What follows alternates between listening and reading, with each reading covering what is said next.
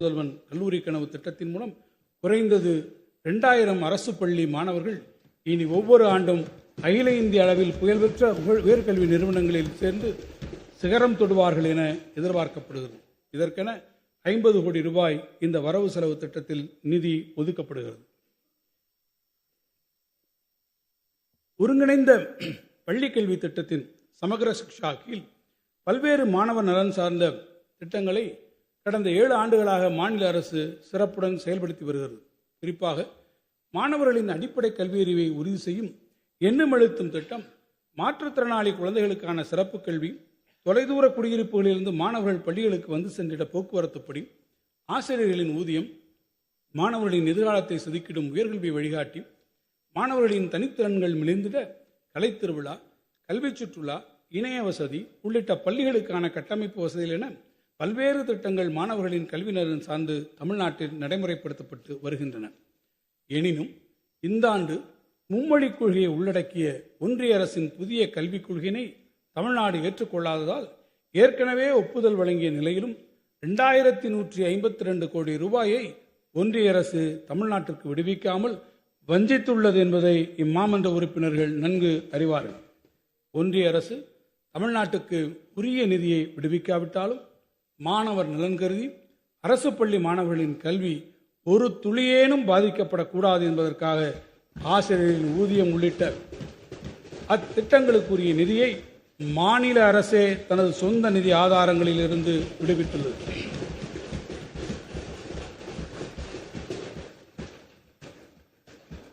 நெருக்கடியான இந்த சூழ்நிலையிலும் 2000 கோடி ரூபாய் நிதியினை இழந்தாலும் இருமொழிக் கொள்கையினை விட்டுத்தர மாட்டோம் என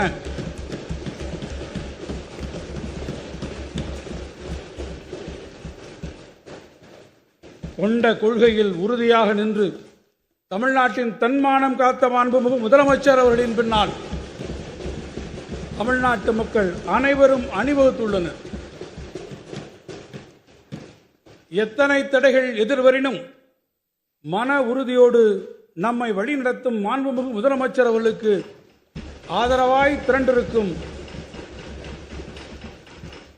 தமிழ்நாட்டு மக்களுக்கு பாவேந்தர் பாரதிதாசனின் வைர வரிகளை நினைவு கூற விழைகிறேன். தமிழருக்கு தொண்டு செய்யும் தமிழனுக்கு தடை செய்யும் நெடுங்குன்றும் தூளாய் போகும். தொலைதூர மலைப்பகுதிகளில் வாழ்ந்து வரும் மக்கள் நலனை கருத்தில் கொண்டு குறிப்பாக பழங்குடியின மாணவர்களின் இடைநிற்றலை குறைக்கும் நோக்கத்தோடு மாணவர்கள் அவர்களது இருப்பிடத்திற்கு அருகிலேயே உயர்கல்வியை தொடர்ந்து பயின்றிட அரசு தொடர் முயற்சிகளை எடுத்து வருகிறது. அந்த வகையில் தருமபுரி மாவட்டம் பாப்பிரெட்டிப்பட்டி, ஈரோடு மாவட்டம் சத்தியமங்கலம் மற்றும் தாளவாடி, கள்ளக்குறிச்சி மாவட்டம் சின்னசேலம் மற்றும் கல்வராயன்மலை, கிருஷ்ணகிரி மாவட்டம் தளி, நீலகிரி மாவட்டம் கோத்தகிரி மற்றும் திருவண்ணாமலை மாவட்டம் ஜவ்வாதுமலை உள்ளிட்ட இடங்களில் உள்ள தொலைதூர மலைப்பகுதிகளில் அமைந்துள்ள 14 உயர்நிலைப் பள்ளிகள் மேல்நிலைப் பள்ளிகளாக தரம் உயர்த்தப்படும். தென் தமிழ்நாட்டின் அறிவாலயமாக திகழ்ந்திடும் மதுரை மாநகரில் உருவாக்கப்பட்ட கலைஞர் நூற்றாண்டு நூலகத்திற்கு இதுவரை 15 லட்சத்திற்கும் மேற்பட்ட வாசகர்கள் வருகை புரிந்துள்ளனர் என்பது குறிப்பிடத்தக்கது. அதைத் தொடர்ந்து கோவை மற்றும் திருச்சியில் மாபெரும் நூலகங்கள் அமைக்கும் பணிகள் நடைபெற்று வருகின்றன. அறிவை பரவலாக்கிடும் முயற்சிகளின் அடுத்த கட்டமாக சேலம், கடலூர் மற்றும் திருநெல்வேலியில் பொதுமக்கள் போட்டித் தேர்வு எழுதிடும் மாணவர்கள் பயன்பெறும் விதமாக தலா 1 லட்சம் புத்தகங்கள் மற்றும் மாநாட்டுக்கூட வசதிகளுடன் நூலகங்கள் அமைக்கப்படும். இந்த வரவு செலவு திட்ட மதிப்பீடுகளில் பள்ளிக்கல்வித்துறைக்கு 46,767 கோடி ரூபாய் ஒதுக்கீடு செய்யப்பட்டுள்ளது. உயர்கல்வி சோழமண்டல கடற்கரையினை நில அளவீடு செய்திட திட்டமிட்ட பிரிட்டிஷ் கிழக்கிந்திய கம்பெனியின் தேவைக்கென நில அளவையர் பயிற்சி வழங்கிட 231 ஆண்டுகளுக்கு முன் 1794 12 மாணவர்களுடன் தொடங்கப்பட்ட மதராஸ் நில அளவையர் பள்ளி மெட்ராஸ் ஸ்கூல் ஆஃப் சர்வே பின்னர் 1859 ஆண்டு பொறியியல் கல்லூரியாக உருப்பெற்றது வரை கிண்டி பொறியியல் கல்லூரியின் பயணம் நீண்ட நெடிய வரலாற்றை கொண்டது. கடந்த 47 ஆண்டுகளாக செயல்பட்டு வரும் அண்ணா பல்கலைக்கழகம் நாட்டின் முதன்மையான கல்வி நிறுவனங்கள் ஒன்றாக திகழ்ந்து வருகிறது. தமிழ்நாட்டு மாணவர்களின் தொழில்நுட்ப கனவுகளின் சிகரமாய் விளங்கிடும் அண்ணா பல்கலைக்கழகத்தினை அடுத்த 5 ஆண்டுகளுக்குள் நாட்டிலேயே சிறந்த கல்வி நிறுவனங்களின் தரவரிசையில் முதல் 10 இடங்களுக்குள்ளும் உலக அளவிலான QS தரவரிசை பட்டியலில் முதல் 150 இடங்களுக்குள்ளும் இடம்பெறச் செய்த உரிய செயல் திட்டம் வகுக்கப்படும். இத்திட்டத்தின் கீழ் திறன்மிகு வகுப்பறைகள், நவீன தொழில்நுட்ப ஆய்வகங்கள், புதிய ஆராய்ச்சி மற்றும் மேம்பாட்டு மையங்கள், புத்தொழில் நிறுவன பூங்கா, வளர்ந்து வரும் துறைகளுக்கான ஆராய்ச்சி உதவி, மெய்நிகர் ஆய்வகங்கள் ஆகியவை முன்னணி தொழில்நுட்ப நிறுவனங்களின் துணையோடு அமைக்கப்படும். கற்றல் மற்றும் கற்பித்தல் அனுபவத்தை மேம்படுத்திட முன்னணி தொழில்நுட்ப நிபுணர்கள், வெளிநாட்டு பேராசிரியர்கள் 3 மாதங்கள் வரையிலான குறுகிய காலத்திற்கு சிறப்பு ஆராய்ச்சிகளில் ஈடுபடுத்தப்படுவார்கள். முனைவர் பட்ட மற்றும் முதுமுனைவர் ஆய்வு மாணவர்களை ஊக்குவிக்க புதிய திட்டங்கள் வகுக்கப்படும். உலகின் தலைசிறந்த பல்கலைக்கழகங்களுடன் இணைந்து தேர்ந்தெடுக்கப்பட்ட மாணவர்கள் வெளிநாட்டு கல்வி நிறுவனங்களின் இணைப்படிப்புகளை பயின்றிட வழிவகை உருவாக்கப்படும். நவீன வசதிகளுடன் கூடிய மாணவர் விடுதிகள், தலைசிறந்த வீரர்களை உருவாக்கிட உகந்த விளையாட்டுச் சூழல், அனைத்து உயிரினங்களும் இணைந்து வாழும் பசுமை பரப்பு என அண்ணா பல்கலைக்கழகத்தை ஆசியாவின் தலைசிறந்த கல்வி நிறுவனங்களின் தரவரிசையில் இடம்பெறச் செய்திட உரிய நடவடிக்கைகளை இந்த அரசு எடுக்கும். இம்மாபெரும் கனவை நனவாக்கிட அரசு பங்களிப்பு, பல்கலைக்கழக நிதி மற்றும் முன்னாள் மாணவர்கள் மற்றும் தொழில் நிறுவனங்களின் பங்களிப்பு ஆகியவற்றை கொண்டு அடுத்த 5 ஆண்டுகளில் 500 கோடி ரூபாய் மதிப்பீட்டில் பல்வேறு பணிகள் மேற்கொள்ளப்படும். அரசு பல்கலைக்கழகங்களின் நிதி பற்றாக்குறையை குறைக்கும் வண்ணம் அவர்களுக்கு வழங்கப்பட்டு வரும் தொகுப்பு நிதி நல்கை 700 கோடி ரூபாயாக உயர்த்தி வழங்கப்படும். மேலும் தமிழ்நாட்டில் செயல்படும் அரசு பல்கலைக்கழகங்களின் கல்வி செயல்பாடுகள், ஆராய்ச்சி திறன் மேம்பாடு, ஆசிரியர்களுக்கான தொடர்பயிற்சி, பாடத்திட்ட மேம்பாடு, தேர்வு முறை மற்றும் நிர்வாக சீர்திருத்தம் ஆகிய தளங்களில் உரிய முன்னேற்றங்களை கொண்டு வரும் நோக்கில் 200 கோடி ரூபாய் கொண்ட சிறப்பு தொகுப்பு நிதியம் உருவாக்கப்படும். உலகளாவிய திறன் மையங்கள் மற்றும் உற்பத்தி செய்யும் தொழில் நிறுவனங்கள் தங்களது பொருட்களின் வடிவமைப்பு, மேம்பாடு, புத்தாக்கம் உள்ளிட்ட ஆராய்ச்சிகளை அரசு பல்கலைக்கழகங்கள், கல்லூரிகள், ஆய்வு நிறுவனங்களுடன் இணைந்து செயல்படுத்துவதை ஊக்கப்படுத்திட அரசு மானியம் வழங்கப்படும். இதற்கென தொழில் ஆராய்ச்சி மற்றும் புத்தாக்க நிதியை உருவாக்கிட 25 கோடி ரூபாய் ஒதுக்கீடு செய்யப்படும். இதன் மூலம் தொழில் நிறுவனங்களும் உயர்கல்வி நிறுவனங்களும் இணைந்து செயலாற்றிட வாய்ப்பு உருவாக்கப்படும். தமிழ்நாட்டில் அரசு பொறியியல் கல்லூரிகள் வளர்ந்து வரும் தொழில்நுட்ப முன்னேற்றங்கள் மற்றும் தொழில்துறைகளின் தேவைகளை நிறைவு செய்யும் விதமாக செயற்கை நுண்ணறிவு ஆர்டிஃபிஷியல் இன்டெலிஜென்ஸ், இணைய பாதுகாப்பு சைபர் செக்யூரிட்டி, மேம்படுத்தப்பட்ட உற்பத்தி தொழில்நுட்பம் அட்வான்ஸ்டு மேனுஃபேக்சரிங் டெக்னாலஜி, எந்திரவியல் ரோபோட்டிக்ஸ், மின்வாகன தொழில்நுட்பம் எலக்ட்ரிக் வெஹிக்கிள் டெக்னாலஜி மற்றும் சுற்றுச்சூழல் பொறியியல் என்விரான்மெண்டல் இன்ஜினியரிங் உள்ளிட்ட வளர்ந்து வரும் துறைகளில் புதிய பட்டப்படிப்புகள் வரும் கல்வியாண்டு முதல் அறிமுகம் செய்யப்படும். இவ்வகை நவீன தொழில்நுட்ப படிப்புகளை மாணவர்களுக்கு முறையாக அறிமுகம் செய்திட 50 கோடி ரூபாய் மதிப்பீட்டில் அரசு பொறியியல் கல்லூரிகளில் திறன்மிகு மையங்கள், சென்டர்ஸ் ஆஃப் எக்ஸலன்ஸ் முன்னணி தொழில் நிறுவனங்களுடன் இணைந்து உருவாக்கப்படும். அதேபோன்று அரசு பலவகை பாலிடெக்னிக் தொழில்நுட்ப கல்லூரிகளில் திறன்மிகு உற்பத்தி, ஸ்மார்ட் மேனுஃபேக்சரிங் டெக்னாலஜி, இணைய பாதுகாப்பு சைபர் செக்யூரிட்டி அண்ட் நெட்வொர்க்கிங், உணவு தொழில்நுட்பம் ஃபுட் டெக்னாலஜி, புதுப்பிக்கத்தக்க ஆற்றல் தொழில்நுட்பம் ரெனியூவபிள் எனர்ஜி டெக்னாலஜி, ஆளில்லா வான்கலம் வடிவமைப்பு ட்ரோன் டிசைன் அண்ட் அப்ளிகேஷன் ஆகிய துறைகளில் புதிய பட்டய படிப்புகள் அறிமுகப்படுத்தப்படும். தமிழ்நாட்டில் இயங்கி வரும் அரசு கலை மற்றும் அறிவியல் கல்லூரிகளில் முதல் மற்றும் 2ஆம் சுழற்சி முறையில் மாணவர்கள் அதிகம் விரும்பி தேர்ந்தெடுக்கும் பாடப்பிரிவுகளில் கூடுதலாக 15,000 இடங்கள் வரும் கல்வியாண்டு முதல் தொடங்கப்படும். இம்முயற்சிக்கு தேவையான கட்டமைப்பு மற்றும் மனித வளத்திற்கென 15 கோடி ரூபாய் நிதி ஒதுக்கீடு செய்யப்பட்டுள்ளது. உயர்கல்வி சேர்க்கை விகிதத்தை பொறுத்தவரை நாட்டிற்கே முன்னோடியாக தமிழ்நாடு தொடர்ந்து திகழ்ந்து வருகிறது. அந்த சாதனை அளவை மேலும் உயர்த்திடும் வகையில் கல்லூரி மாணவர்களுக்கு தரமான உயர்கல்வியினை தொடர்ந்து வழங்கிட இந்த அரசு பல முன்முயற்சிகளை எடுத்து வருகிறது. பெருந்தலைவர் காமராசர் கல்லூரி மேம்பாட்டு திட்டத்தின் கீழ் தமிழ்நாட்டில் உள்ள அனைத்து அரசு பொறியியல் கல்லூரிகள், அரசு கலை மற்றும் அறிவியல் கல்லூரிகள், அரசு பலவகை தொழில்நுட்ப கல்லூரிகள் மற்றும் அண்ணா பல்கலைக்கழக உறுப்பு கல்லூரிகளில் திறன்மிகு வகுப்பறைகள், நவீன ஆய்வகங்கள், மின் பதிப்புகள் கொண்ட நூலகங்கள், மாணவர் விடுதிகள் போன்ற உள்கட்டமைப்பு வசதிகள் 2025-26ஆம் ஆண்டில் 300 கோடி ரூபாய் மதிப்பீட்டில் உருவாக்கப்படும். பொறியியல், வேளாண்மை உள்ளிட்ட தொழில் படிப்புகளில் அரசு பள்ளி மாணவர்களுக்கு 7.5% உள்ளொதுக்கீடு கடந்த 2021-22ஆம் ஆண்டு கல்வியாண்டில் அறிமுகப்படுத்தப்பட்டது. அந்த மாணவர்களுக்கான கல்வி கட்டணம், விடுதி கட்டணம், போக்குவரத்து கட்டணம் என அவர்களின் மொத்த கல்வி செலவையும் முழுமையாக அரசே ஏற்றுக்கொள்கிறது. இத்திட்டத்தின் கீழ் பல்வேறு தொழில் படிப்புகளில் தற்போது பயின்று வரும் 49,038 மாணவர்களின் கல்விக் கட்டணத்தையும் அரசே ஏற்றிடும் வகையில் வரும் நிதியாண்டிற்கு 550 கோடி ரூபாய் ஒதுக்கீடு செய்யப்பட்டுள்ளது. புதுமை பெண், தமிழ் புதல்வன் போன்ற முன்னோடி திட்டங்களால் தமிழ்நாட்டின் மாணவர்களின் உயர்கல்வி சேர்க்கை தொடர்ந்து அதிகரித்து வருகிறது. அத்தேவைகளை நிறைவேற்றும் விதமாக நீலகிரி மாவட்டம் குன்னூர், திண்டுக்கல் மாவட்டம் நத்தம், சென்னை மாவட்டம் ஆலந்தூர், விழுப்புரம் மாவட்டம் விக்கிரவாண்டி, செங்கல்பட்டு மாவட்டம் செய்யூர், சிவகங்கை மாவட்டம் மானாமதுரை, திருவாரூர் மாவட்டம் முத்துப்பேட்டை, தஞ்சாவூர் மாவட்டம் திருவிடைமருதூர், பெரம்பலூர் மாவட்டம் பெரம்பலூர் மற்றும் தூத்துக்குடி மாவட்டம் ஒட்டப்பிடாரம் ஆகிய இடங்களில் புதிய அரசு கலை மற்றும் அறிவியல் கல்லூரிகள் தொடங்கப்படும். மாணவர்களிடையே அறிவியல் சிந்தனையை வளர்த்திடவும் இளைய தலைமுறையினருக்கு புதிய தொழில்நுட்ப வசதிகளை தொடர்ந்து அறிமுகம் செய்திடும் நோக்கோடு சிங்கப்பூர் அறிவியல் மையத்துடன் இணைந்து நவீன முறையில் வடிவமைக்கப்பட்ட சென்னை அறிவியல் மையம் உருவாக்கப்படும். இம்மையத்தில் அறிவியல், தொழில்நுட்பம், பொறியியல் மற்றும் கணித ஸ்டெம் புலங்கள் மட்டுமின்றி விண்வெளி, வானவியல் துறைகளின் மெய்நிகர் மாதிரிகளும் இடம்பெற்றிருக்கும்.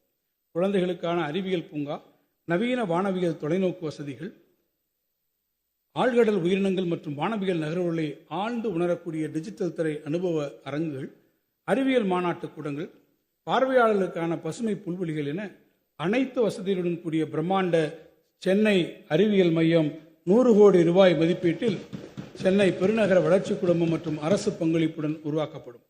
நாள்தோறும் மாறிவரும் தொழில்நுட்பம், புதிய கண்டுபிடிப்புகள், புத்தாக்க சிந்தனை, தொழில்துறை வளர்ச்சி ஆகியவற்றுக்கு அணிவேராகவும் அடித்தளமாகவும் இருப்பது அடிப்படை அறிவியல். காலநிலை மாற்றம், உலக வெப்பமயமாதல், புதுப்பிக்கத்தக்க மின்சக்தி சேமிப்பு தேவை, உலகெங்கும் பரவி வரும் நோய்க்கிருமிகள் என பல்வேறு சவால்கள் உருவாகி வருகின்றன. இவைகளுக்கான தீர்வுகளை நோக்கிய பயணத்தில் புதிய பார்வையுடன் அணுகும் அடிப்படை அறிவியல் ஆராய்ச்சிகள் முக்கிய பங்கு வகிக்கின்றன. மருத்துவம், பொறியியல் உள்ளிட்ட துறைகளின் வளர்ச்சியில் தமிழ்நாடு சிறந்து விளங்குவதைப் போன்று அடிப்படை அறிவியல் மற்றும் கணித பேசிக் சயின்சஸ் அண்ட் மேத்தமெட்டிக்ஸ் ஆராய்ச்சி சூழலும் தமிழ்நாட்டில் மேம்பட வேண்டும் என்று கல்வியாளர்கள் கருதுவதை நமது அரசு கவனமாக பரிசீலித்து தமிழ்நாட்டில் சென்னை மற்றும் கோவையில் 2 அடிப்படை அறிவியல் மற்றும் கணித ஆராய்ச்சி மையங்களை Indian institute of science, Tata institute of fundamental research போன்ற நாட்டின் புகழ்பெற்ற ஆய்வு நிறுவனங்களுடன் இணைந்து உருவாக்கிட 100 கோடி ரூபாய் நிதி வழங்கப்படும். புகழ்பெற்ற அறிவியல்களின் வழிகாட்டுதலுடன் முனைவர் மற்றும் முதுமுனைவர் பட்டப்படிப்பு மூலம் உயர் அறிவியல் ஆராய்ச்சிகள் மட்டுமின்றி மாணவரிடையே ஆழமான அறிவியல் மனப்பான்மையை உருவாக்கிடவும் இம்மையங்கள் முக்கிய பங்காற்றிடும். இந்த வரவு செலவு திட்ட மதிப்பீடுகளில் உயர்கல்வித்துறைக்கு 8,494 கோடி ரூபாய் ஒதுக்கீடு செய்யப்பட்டுள்ளது. நான் முதல்வன். மாண்புமிகு முதலமைச்சர் அவருடைய கனவு திட்டமான நான் முதல்வன் திட்டம் உலகை வெல்லும் இளைஞர்களை தமிழ் மண்ணில் படைக்கும் உயரிய நோக்கம் கொண்டது. நாட்டின் பிற மாநிலங்களும் பின்பற்ற விளையும் இத்திட்டத்தில் இதுவரை சுமார் 41.38 லட்சம் மாணவர்கள் பயிற்சி பெற்றுள்ளனர். மேலும் 1 லட்சம் ஆசிரியர்களுக்கும் உரிய பயிற்சிகள் வழங்கப்பட்டுள்ளன. கடந்த ஆண்டு பயிற்சி பெற்ற மாணவர்களில் 1.04 லட்சம் மாணவர்கள் இதுவரை வேலைவாய்ப்பினை பெற்றுள்ளார்கள் என்பது குறிப்பிடத்தக்கது. ஒன்றிய குடிமைப்பணி தேர்வுகளில் தமிழ்நாட்டிலிருந்து தேர்ச்சி பெறுபவர்களின் எண்ணிக்கையை உயர்த்திட ஒவ்வொரு ஆண்டும் தேர்ந்தெடுக்கப்பட்ட 1000 மாணவர்களுக்கு அவர்கள் முதல்நிலை தேர்வுகளுக்கு தயாராகும் வகையில் 10 மாதங்களுக்கு மாதம் 7,500 ரூபாயும், முதல்நிலை தேர்வில் தேர்ச்சி பெற்றவர்களுக்கு 25,000 ரூபாயும் ஊக்கத்தொகையாக வழங்கப்படுகிறது. இதைத் தொடர்ந்து முதன்மை தேர்வில் வெற்றி பெற்று நேர்முக தேர்வுக்கு தயாராகும் இளைஞர்களுக்கு 50,000 ரூபாய் ஊக்கத்தொகை வழங்கப்படும். இத்திட்டம் 10 கோடி ரூபாய் நிதி ஒதுக்கீட்டில் நடைமுறைப்படுத்தப்படும். நமது இளைஞர்களின் ஆற்றலை ஆக்கப்பூர்வமாக பயன்படுத்துவதன் மூலம் அவர்கள் நாட்டின் எதிர்கால தூண்களாக திகழ்வார்கள் என்ற உயரிய நோக்கத்துடன் பல முன்னோடி திட்டங்களை நமது அரசு அறிமுகப்படுத்தியுள்ளது. அந்த வகையில் அரசு பள்ளி மாணவர்களின் உயர்கல்வி சேர்க்கையை உயர்த்திடும் வகையில் கடந்த நிதியாண்டில் அறிமுகப்படுத்தப்பட்ட தமிழ் புதல்வன் திட்டத்தில் 3.8 லட்சம் மாணவர்கள் பயனடைந்து வருகின்றனர். அரசு பள்ளி மாணவர்களை சாதனையாளர்களாக உருவாக்கிடும் பொருட்டு அவர்கள் தங்களுடைய பட்டமேற்படிப்பு மற்றும் ஆராய்ச்சி படிப்புகளை வெளிநாட்டில் உள்ள புகழ்பெற்ற பல்கலைக்கழகங்களில் பயின்றிட உதவித்தொகை அளிக்கும் வகையில் 10 கோடி ரூபாய் நிதி வழங்கப்படும். தமிழ்நாட்டு மாணவர்களின் உயர்கல்வி கனவை நனவாக்கும் வகையில் தேவையின் அடிப்படையில் 2025-26 ஆண்டில் 1 லட்சம் கல்லூரி மாணவர்களுக்கு 2500 கோடி ரூபாய் அளவிற்கு பல்வேறு வங்கிகள் கல்விக் கடன் வழங்குவதை இந்த அரசு உறுதி செய்யும். இளைஞர் நலன் மற்றும் விளையாட்டு. இந்தியாவிலேயே விளையாட்டுத் துறையில் முதன்மை மாநிலமாக தமிழ்நாட்டை உயர்த்தும் நோக்கில் இந்த அரசு கடந்த 4 ஆண்டுகளில் விளையாட்டு மேம்பாட்டிற்காகவும் விளையாட்டு வீரர்களின் நலனுக்காகவும் பல்வேறு முன்னோடி திட்டங்களை அறிமுகப்படுத்தியுள்ளது. சர்வதேச மற்றும் தேசிய அளவிலான போட்டிகளில் பதக்கங்களை வென்ற 4554 விளையாட்டு வீரர் வீராங்கனைகளுக்கு இதுவரை 151 கோடி ரூபாய் உயரிய ஊக்கத்தொகை வழங்கப்பட்டுள்ளது. மேலும் விளையாட்டு வீரர்களுக்கான 3% இடஒதுக்கீட்டின் கீழ் இதுவரை 93 விளையாட்டு வீரர்களுக்கு அரசு மற்றும் பொதுத்துறை நிறுவனங்களில் வேலைவாய்ப்பு வழங்கப்பட்டுள்ளது. 44வது செஸ் ஒலிம்பியாட் 2022, கேலோ இந்தியா இளையோர் விளையாட்டுப் போட்டிகள் 2023, தெற்காசிய இளையோர் தடகள சாம்பியன்ஷிப், ஆசிய ஆண்கள் ஹாக்கி சாம்பியன்ஸ் கோப்பை 2023 போன்ற பல்வேறு சர்வதேச மற்றும் தேசிய அளவிலான விளையாட்டுப் போட்டிகள் தமிழ்நாடு அரசால் சிறப்பாக நடத்தப்பட்டுள்ளன. இன்று உலக அரங்கில் சதுரங்க விளையாட்டின் தலைநகராக தமிழ்நாடு விளங்குகிறது. இதுவரை 2 உலக சாம்பியன்கள் மற்றும் 31 கிராண்ட் மாஸ்டர்கள் தமிழ் மண்ணிலிருந்து உருவாகியுள்ளனர். இந்த வெற்றியை தக்க வைத்துக் கொள்ளும் பொருட்டும் மாணவர்களிடையே சதுரங்க விளையாட்டை ஊக்குவித்து பல சாம்பியன்களை எதிர்காலத்தில் உருவாக்கும் வகையிலும் பள்ளி பாடத்திட்டத்தில் சதுரங்க விளையாட்டினை சேர்த்திடும் விதமாக உடற்கல்வி பாடத்திட்டம் உரிய வகையில் மாற்றியமைக்கப்படும். இந்தியாவின் மாறுபட்ட நிலப்பரப்புகள் மற்றும் ஏராளமான இயற்கையில் கொஞ்சம் இடங்கள் மலையேற்ற விளையாட்டு ஆர்வலர்களுக்கு ஏற்றதாக உள்ளன. பயிற்சி பெற்ற மலையேற்ற வீரர்கள் இந்தியாவில் மட்டுமின்றி உலகெங்கும் பயணம் செய்து சிகரம் தொட விழைகின்றனர். எனவே பல்வேறு மலையேற்ற வீரர்களின் பெருங்கனவான உலகின் உயரமான எவரெஸ்ட் சிகரத்தில் ஏறி சாதனை புரியும் தமிழ்நாட்டை சார்ந்த வீரர் வீராங்கனைகளுக்கு 10 லட்சம் ரூபாய் ஊக்கத்தொகை வழங்கப்படும். இந்த வரவு செலவு திட்ட மதிப்பீடுகளில் இளைஞர் நலன் விளையாட்டு மேம்பாட்டுத் துறைக்கு 572 கோடி ரூபாய் ஒதுக்கீடு செய்யப்பட்டுள்ளது. தொழிலாளர் நலன். திறன்மிக்க மனித வளத்தை அதிகரித்திடவும் தொழிற்சாலைகளின் தேவைக்கேற்ப தொழிற்பயிற்சி அளித்து இளைஞர்களுக்கு பயனுள்ள வேலைவாய்ப்புகளை பெற்றுத்தருவதற்கும் திருநெல்வேலி மாவட்டம் திசையன்விளை, புதுக்கோட்டை மாவட்டம் ஏம்பல், காஞ்சிபுரம் மாவட்டம் சாலவாக்கம், மயிலாடுதுறை மாவட்டம் செம்பனார்கோயில், அரியலூர் மாவட்டம் தாப்பலூர், ராமநாதபுரம் மாவட்டம் திருவுத்திரகோசமங்கை, திருச்சி மாவட்டம் மணப்பாறை, திருப்பூர் மாவட்டம் காங்கேயம், தென்காசி மாவட்டம் குருக்கல்பட்டி மற்றும் நாமக்கல் மாவட்டம் திருச்செங்கோடு ஆகிய 10 இடங்களில் தலா 4 தொழிற்பிரிவுகள் கொண்ட புதிய அரசு தொழிற்பயிற்சி நிலையங்கள் மொத்தம் 152 கோடி ரூபாய் செலவில் துவங்கப்படும். இதனால் ஆண்டொன்றுக்கு கூடுதலாக 1308 மாணவ மாணவியர் பயிற்சி பெற்று பயனடைவர்.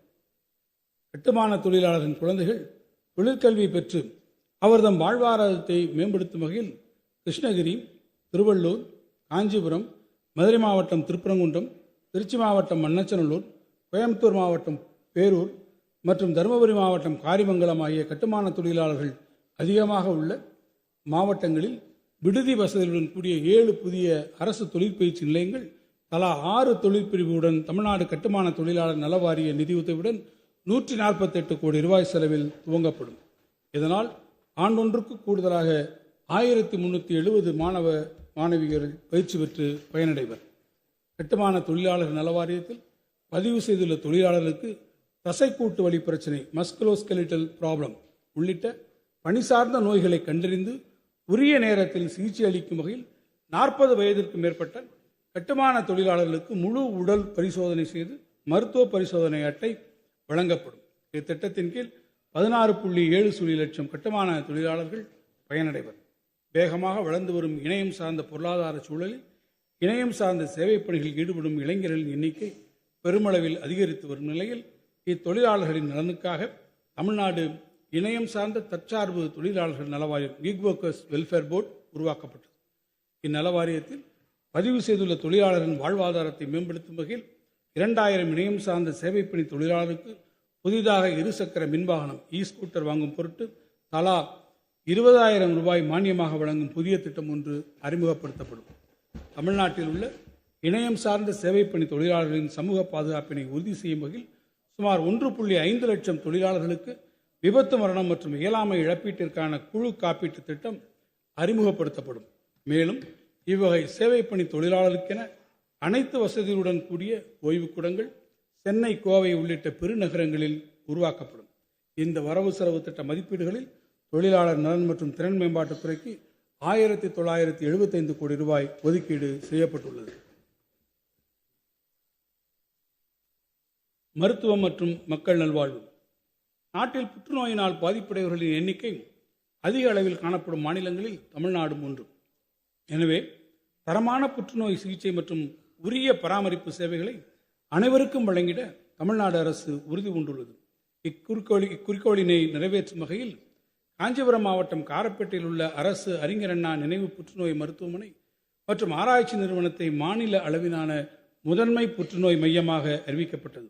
அதனை தரம் உயர்த்தி உலகத்தரம் வாய்ந்த புற்றுநோய் கண்டறிதல் மற்றும் சிகிச்சை, நோய் ஆதரவு சிகிச்சை உள்ளிட்ட பல்வேறு சேவைகளை 800 படுக்கைகளுடன் கூடிய தன்னாட்சி பெற்ற மையமாக செயல்படும் வகையில் அடுத்த 2 ஆண்டுகளில் 120 கோடி ரூபாய் நிதி வழங்கப்படும்.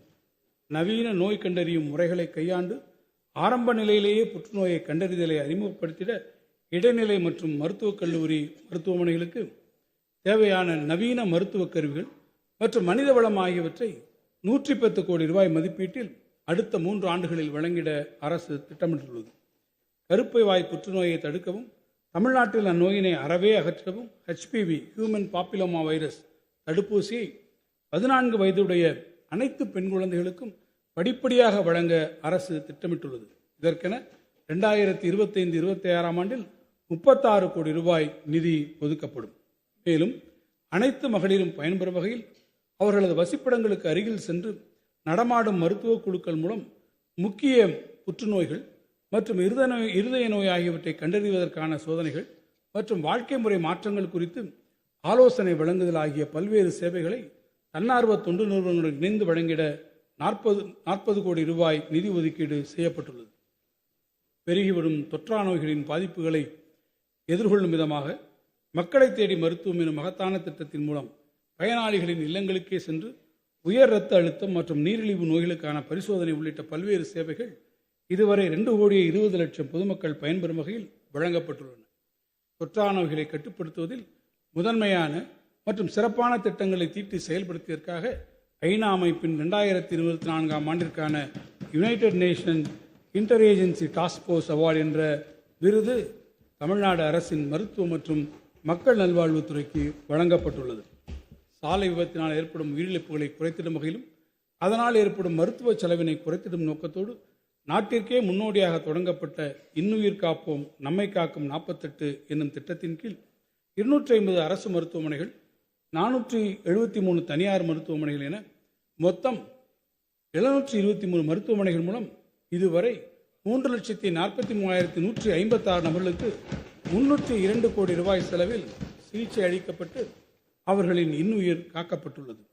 தேசிய நலவாழ்வு குழுமம் மூலம் செயல்படுத்தப்படும் திட்டங்களுக்கு 2,754 கோடி ரூபாயும், டாக்டர் முத்துலட்சுமி ரெட்டி மகப்பேறு நிதியுதவி திட்டத்திற்கு 1,092 கோடி ரூபாயும், முதலமைச்சரின் விரிவான மருத்துவ காப்பீட்டு திட்டத்திற்கு 1,461 கோடி ரூபாயும், அவசர ஊர்தி சேவைகளுக்கு 348 கோடி ரூபாயும் இந்த வரவு செலவு திட்டத்தில் ஒதுக்கீடு செய்யப்பட்டுள்ளது.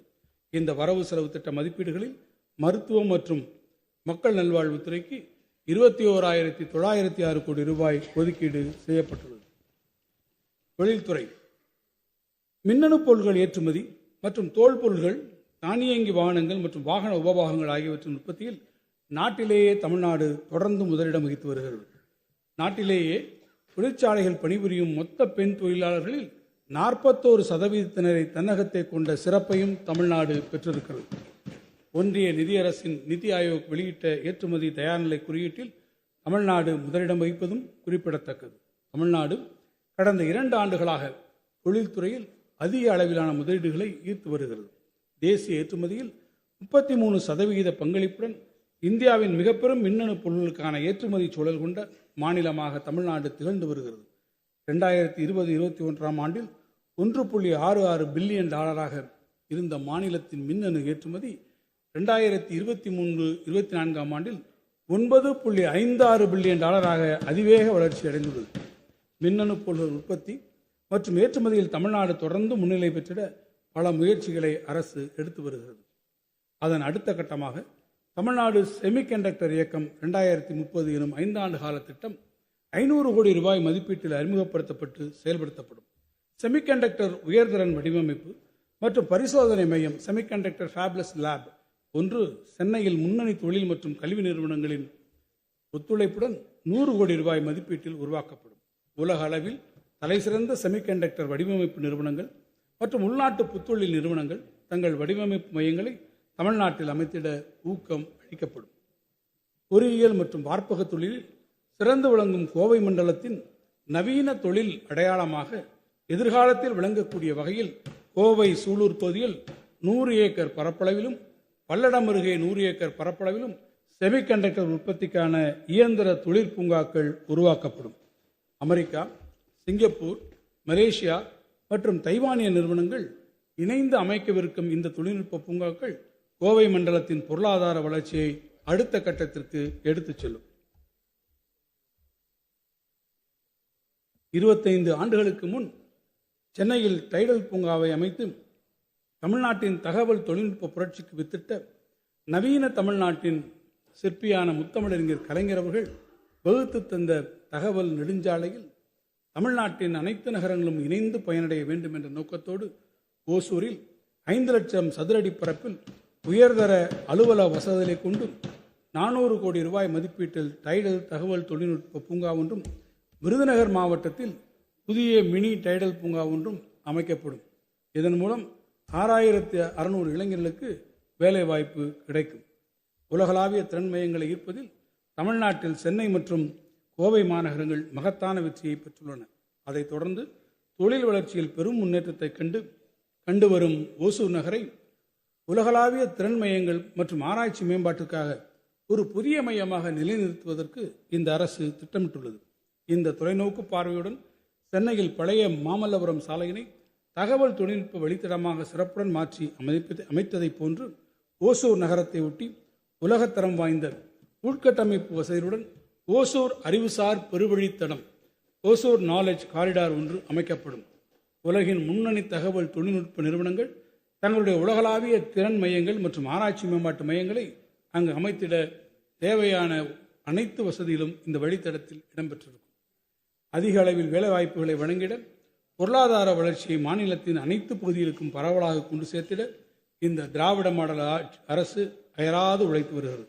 அந்த உயரிய நோக்கத்தை நடைமுறைப்படுத்திடும் வகையில் கீழ்கண்ட தொழில் முயற்சிகள் முன்னெடுக்கப்படும்.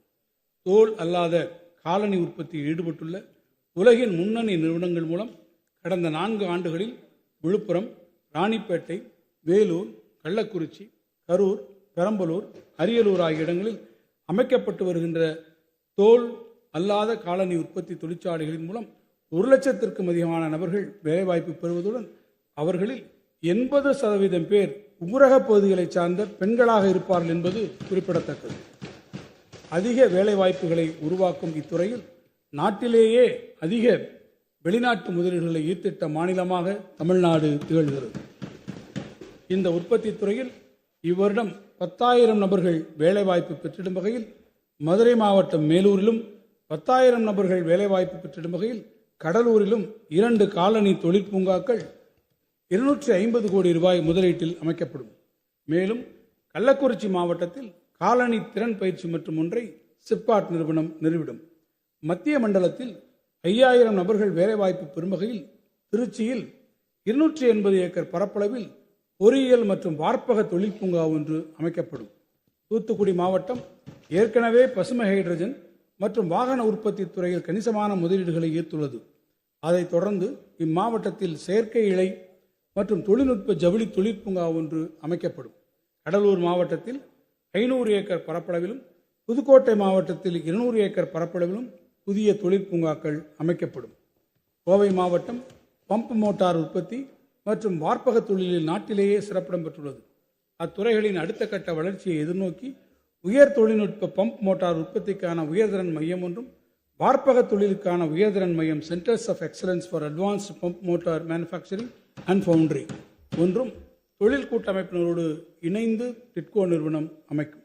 ஒரு மாநிலத்தின் பொருளாதார வளர்ச்சிக்கு விமான நிலையங்களின் பங்கு குறிப்பிடத்தக்கது என்பதை நன்கு உணர்ந்த இந்த அரசு சென்னை, கோவை, மதுரை, திருச்சி மற்றும் தூத்துக்குடி விமான நிலையங்களின் விரிவாக்கத்திற்கு உரிய நிலங்களை கையகப்படுத்தி 2938 கோடி ரூபாய் மதிப்புள்ள நிலத்தை இந்திய விமான நிலைய ஆணையத்திற்கு வழங்கியுள்ளது. மேலும் சேலம் விமான நிலையத்திற்கென 350 கோடி ரூபாய் மதிப்புள்ள நிலம் கையகப்படுத்தப்படும் பணிகள் நடைபெற்று வருகின்றன. சென்னைக்கு அருகே பரந்தூரில் புதிய விமான நிலையம் அமைப்பதற்கான பணிகள் விரைவுபடுத்தப்பட்டுள்ளன. இந்நிலையில் தென் தமிழ்நாட்டிற்கு சுற்றுலா பயணிகளின் வருகையை அதிகரிக்கவும் மாநிலத்தின் பொருளாதார வளர்ச்சி குன்றிய பகுதிகளின் ஒட்டுமொத்த முன்னேற்றத்திற்காகவும் ராமநாதபுரம் மற்றும் ராமேஸ்வரம் பகுதியில் புதிய விமான நிலையம் ஒன்று அமைக்கப்படும். சங்ககாலம் தொட்டு தமிழரின் கப்பல் கட்டும் வரலாறு நீண்ட நெடிய மரபை கொண்டது. தமிழரின் இத்தகைய கடல்சார் மரபை மீட்டெடுத்திடவும் தமிழ்நாட்டை உலகளாவிய கப்பல் கட்டும் மையமாக நிறுவிடவும் தமிழ்நாடு கடல் போக்குவரத்து உற்பத்தி குழு 2025 ஒன்றை அரசு அறிமுகப்படுத்தும். கப்பல் மற்றும் படகு வடிவமைப்பு மற்றும் கப்பல் சட்டகம், கட்டுருவாக்கம், ஷிப் ஹல் ஃபேப்ரிகேஷன் மற்றும் கப்பல் இயந்திர உற்பத்தி, ஷிப் என்ஜின் புரொடக்ஷன் ஆகிய துறைகளில் முதலீடு மற்றும் புத்தாக்கத்தை ஊக்குவிக்கும் நோக்கங்களை கொண்டு இப்புதிய கொள்கை அமைந்திடும். இந்த தொழிலின் வருகையின் மூலம் கடலூர் மற்றும் தூத்துக்குடி போன்ற மாவட்டங்களில் 30,000 வேலைவாய்ப்புகளை உருவாக்க முடியும். மேலும் குறு சிறு மற்றும் நடுத்தர தொழில்துறை வளர்ச்சிக்கும் இக்கொள்கை வித்திடும். உயிரி தொழில்நுட்பத் துறையில் பல முன்னணி நிறுவனங்கள் தமிழ்நாட்டில் அமைந்துள்ளன. உயிரி தொழில்நுட்ப சூழல் அமைப்பை ஊக்குவிப்பதற்காகவும் உயிரியல் மருந்து, பயோசிமிலர்ஸ் மற்றும் நோய் தீர்வியல், தெரப்பியூட்டிக்ஸ் போன்ற வளர்ந்து வரும் துறைகளில் தமிழ்நாட்டை முன்னிலைப்படுத்தவும் அதிநவீன உயிர் அறிவியல் பூங்கா ஒன்று சென்னைக்கு அருகில் உருவாக்கப்படும். இதில் உலகத்தரம் வாய்ந்த தரமான உட்கட்டமைப்பு வசதிகள், பொது சோதனை மையங்கள், ஆய்வகங்கள் மற்றும் இத்துறையின் உயர் மதிப்பு கூட்டல் பொருட்களை உற்பத்தி செய்திட தேவையான பிற முக்கிய தொழில்நுட்ப வசதிகளுடன் ஆயத்த உற்பத்தி கூடங்கள், பிளக் அண்ட் பிளே ஆகியவை அமைக்கப்படும். இந்த வரவு செலவு திட்ட மதிப்பீடுகளில் தொழில் முதலீட்டு ஊக்குவிப்பு மற்றும் வர்த்தகத்துறைக்கு 3,915 கோடி ரூபாய் ஒதுக்கீடு செய்யப்பட்டுள்ளது.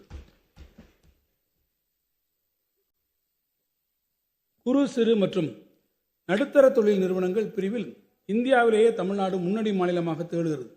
பொறியியல் பொருள்கள், வாகன பாகங்கள், வார்ப்புகள், பம்புகள், ஆயத்த ஆடைகள், தோல் மற்றும் தோல் பொருள்கள் போன்ற பல தொழில்களில் தமிழ்நாடு முன்னிலை வகிக்கிறது.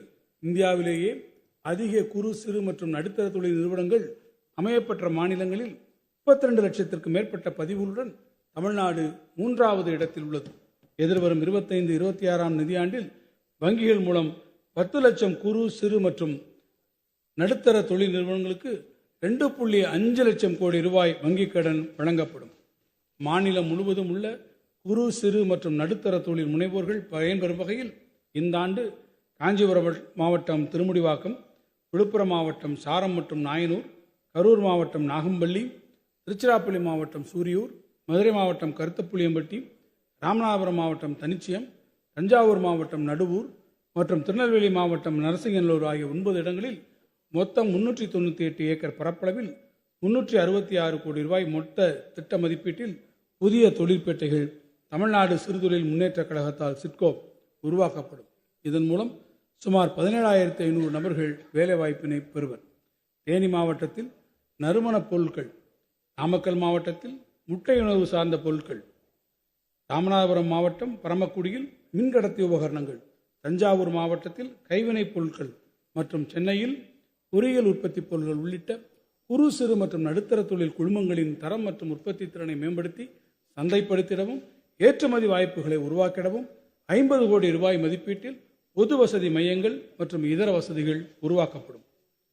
அண்ணல் அம்பேத்கர் தொழில் முன்னோடிகள் திட்டத்தின் கீழ் திட்ட மதிப்பீட்டில் 35% மூலதன மானியம் மற்றும் 6% வட்டி மானியம் 10 ஆண்டுகளுக்கு வழங்கப்படுகிறது. இத்திட்டம் தொடங்கப்பட்டது முதல் இதுவரை 2386 ஆதி திராவிட மற்றும் பழங்குடியின தொழில் முனைவோர்களுக்கு 259 கோடி ரூபாய் மானியம் வழங்கப்பட்டுள்ளது. 2025-26 ஆண்டில் இத்திட்டத்தினை செயல்படுத்திட 170 கோடி ரூபாய் நிதி ஒதுக்கப்பட்டுள்ளது.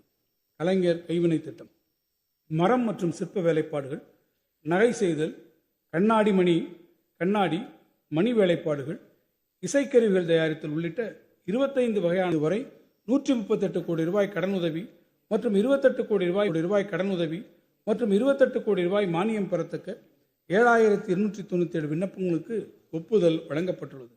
2025-26 ஆண்டில் சுமார் 19,000 கைவினைஞர்களுக்கு உதவிடும் வகையில் மானிய நிதியாக 74 கோடி ரூபாய் நிதி ஒதுக்கீடு செய்யப்பட்டுள்ளது. புத்தொழில் வளர்ச்சி. கடந்த 4 ஆண்டுகளில் தமிழ்நாட்டில் பதிவு செய்யப்பட்ட புத்தொழில் நிறுவனங்களின் எண்ணிக்கை 5 மடங்கு உயர்ந்துள்ளது. 5 மடங்கு உயர்ந்து 10,000 எண்ணிக்கையினை தாண்டி உயர்ந்து வருகிறது. இதனை கருத்தில் கொண்டு தமிழ்நாடு புத்தொழில் மற்றும் புத்தாக்க இயக்கத்தின் வெற்றிகரமான முன்னெடுப்புகளில் ஒன்றான தமிழ்நாடு புத்தொழில் ஆதார நிதி திட்டத்திற்கு 25-26 ஆண்டு வரவு செலவு திட்ட மதிப்பீடுகளில் 20 கோடி ரூபாய் நிதி ஒதுக்கீடு செய்யப்பட்டுள்ளது. தமிழ்நாட்டில் அண்மையில் உருவாக்கப்பட்ட விண்வெளி தொழில்நுட்பம் சார்ந்து இயங்கும் புத்தொழில் நிறுவனங்கள் உலகளவில் தனிமுத்திரை பதித்து வருகின்றன. அவ்வகை விண்வெளி தொழில்நுட்ப புத்தொழில் நிறுவனங்களை ஊக்கப்படுத்திட விண்வெளி தொழில்நுட்ப நிதியாக ஸ்பேஸ் டெக் ஃபண்ட் 10 கோடி ரூபாய் நிதி ஒதுக்கீடு செய்யப்படும். மேலும் செயற்கைக்கோள் சோதனைகளுக்கு தேவையான முன்மாதிரி தயாரிப்பு ஆய்வகம், விண்வெளி தரத்திற்கேற்ற பரிசோதனை வசதிகள், தொழில் வளர்ச்சி பயிற்சி மற்றும் திறன் மேம்பாட்டு பயிற்சி வசதிகள் சென்னையில் அமைக்கப்படும். இந்த வரவு செலவு திட்ட மதிப்பீடுகளில் குறு சிறு மற்றும் நடுத்தர தொழில் நிறுவனங்கள் துறைக்கு 1918 கோடி ரூபாய் ஒதுக்கீடு செய்யப்பட்டுள்ளது. முதல்வர் படைப்பகம்.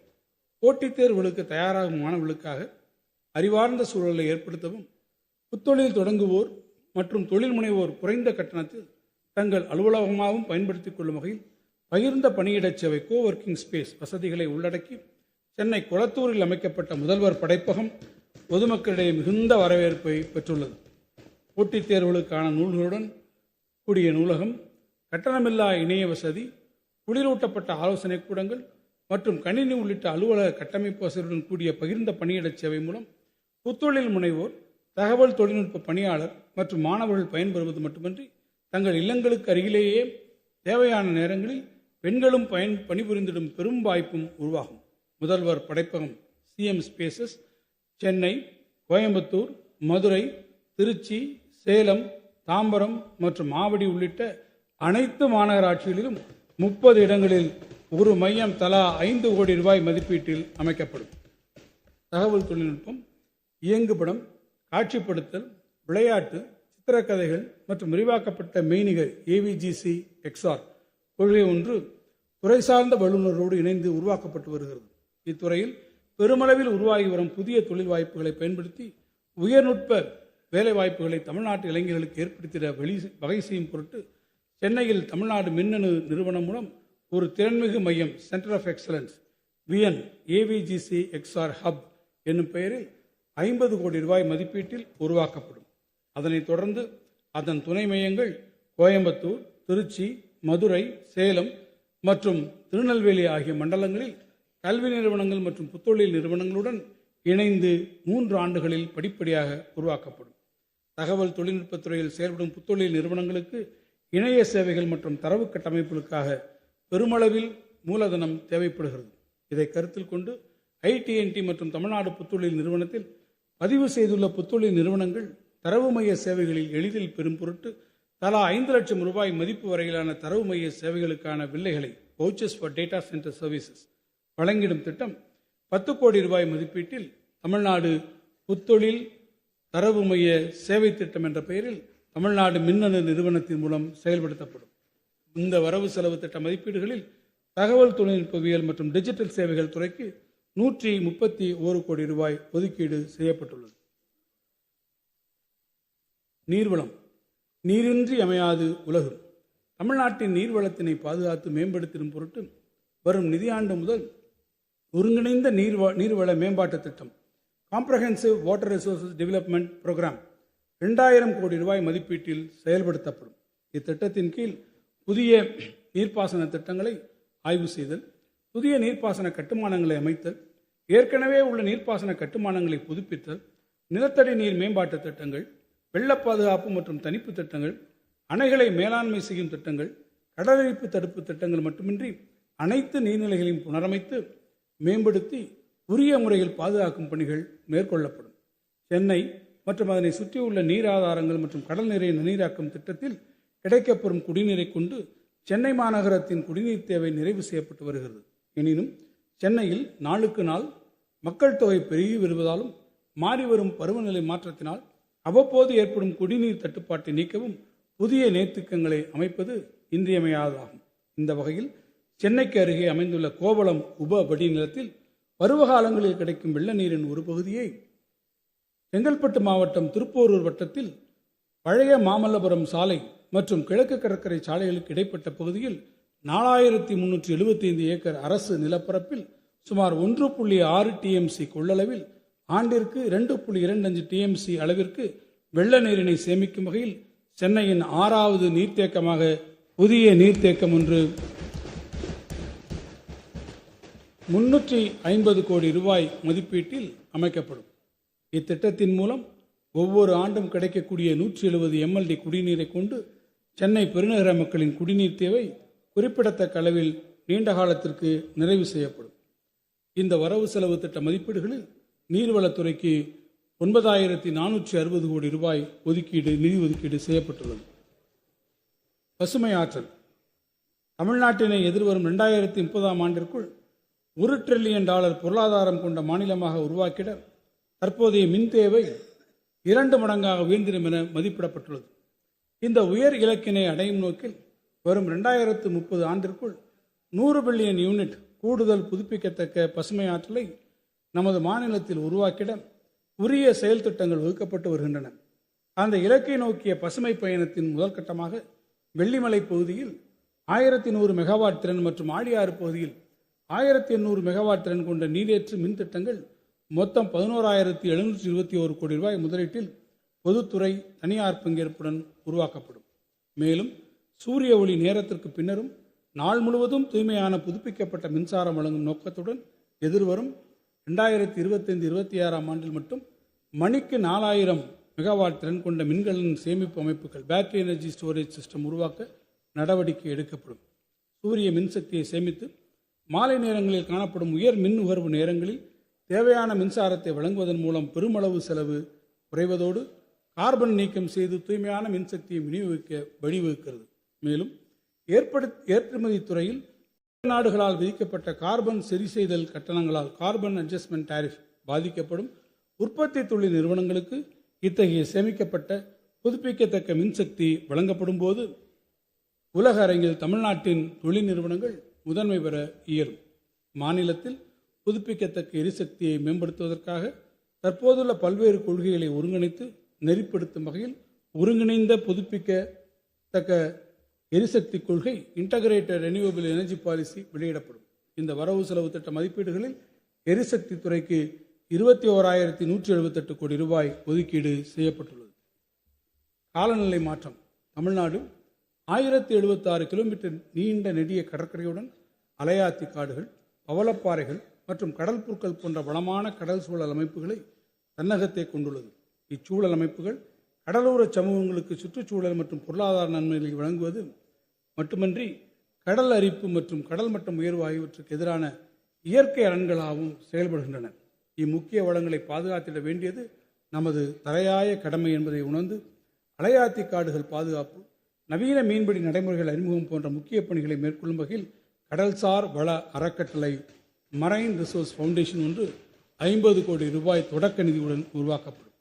கடல் நீரின் தரம், சுற்றுச்சூழல் கல்வி, பொது சுற்றுச்சூழல் மேலாண்மை, பாதுகாப்பு மற்றும் சேவைகள் ஆகிய 4 பெரும் பிரிவுகளின் கீழ் உள்ள 33 வெவ்வேறு தகுதிகளை கொண்டிருக்கும் கடற்கரைகளுக்கு வழங்கப்படும் நீலக்கொடி முன்னால கொண்டு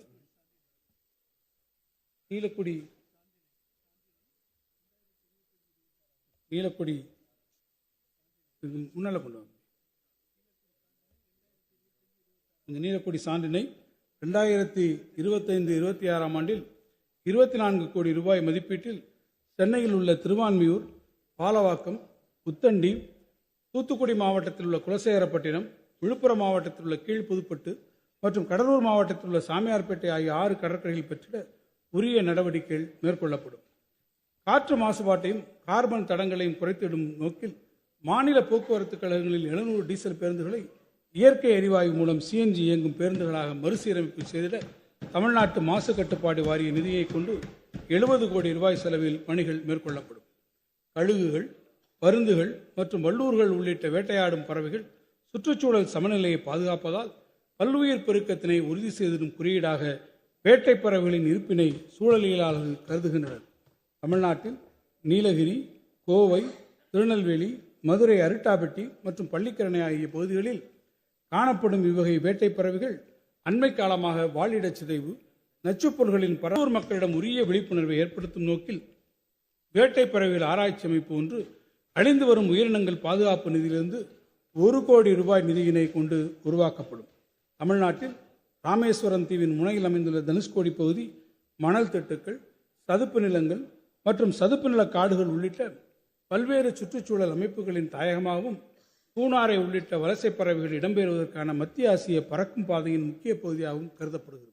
எனவே புலம்பெயர்ந்த ஈரநில பறவைகளுக்கான வலசை பாதையாக விளங்கி பல்லுயிர் சமநிலையை பாதுகாக்கும் வகையில் தனுஷ்கோடி பகுதியை பூனாரை பறவைகள் சரணாலயமாக அறிவித்திட உரிய நடவடிக்கைகள் மேற்கொள்ளப்படும்.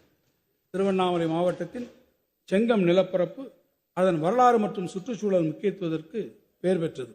சங்ககால இலக்கியங்களிலே கொண்டாடப்பட்டு நாளடைவில் வாழ்விடச் சிதைவுக்கு உள்ளான இப்பகுதியின் வனச்சுற்றுச்சூழல் அமைப்பை மீட்டெடுக்கும் வகையில் சுமார் 1000 ஹெக்டேர் பரப்பளவில் அழிந்து வரும் தமிழ் நிலப்பரப்பிற்கு உரிய மர இன வகைகளின் பாதுகாப்பையும் சுற்றுச்சூழல், சுற்றுலா மற்றும் பல்லுயிர் பாதுகாப்பை ஊக்குவிக்கக்கூடிய ஒரு பல்லுயிர் பூங்கா மேல்செங்கம் பகுதியில் நிறுவப்படும்.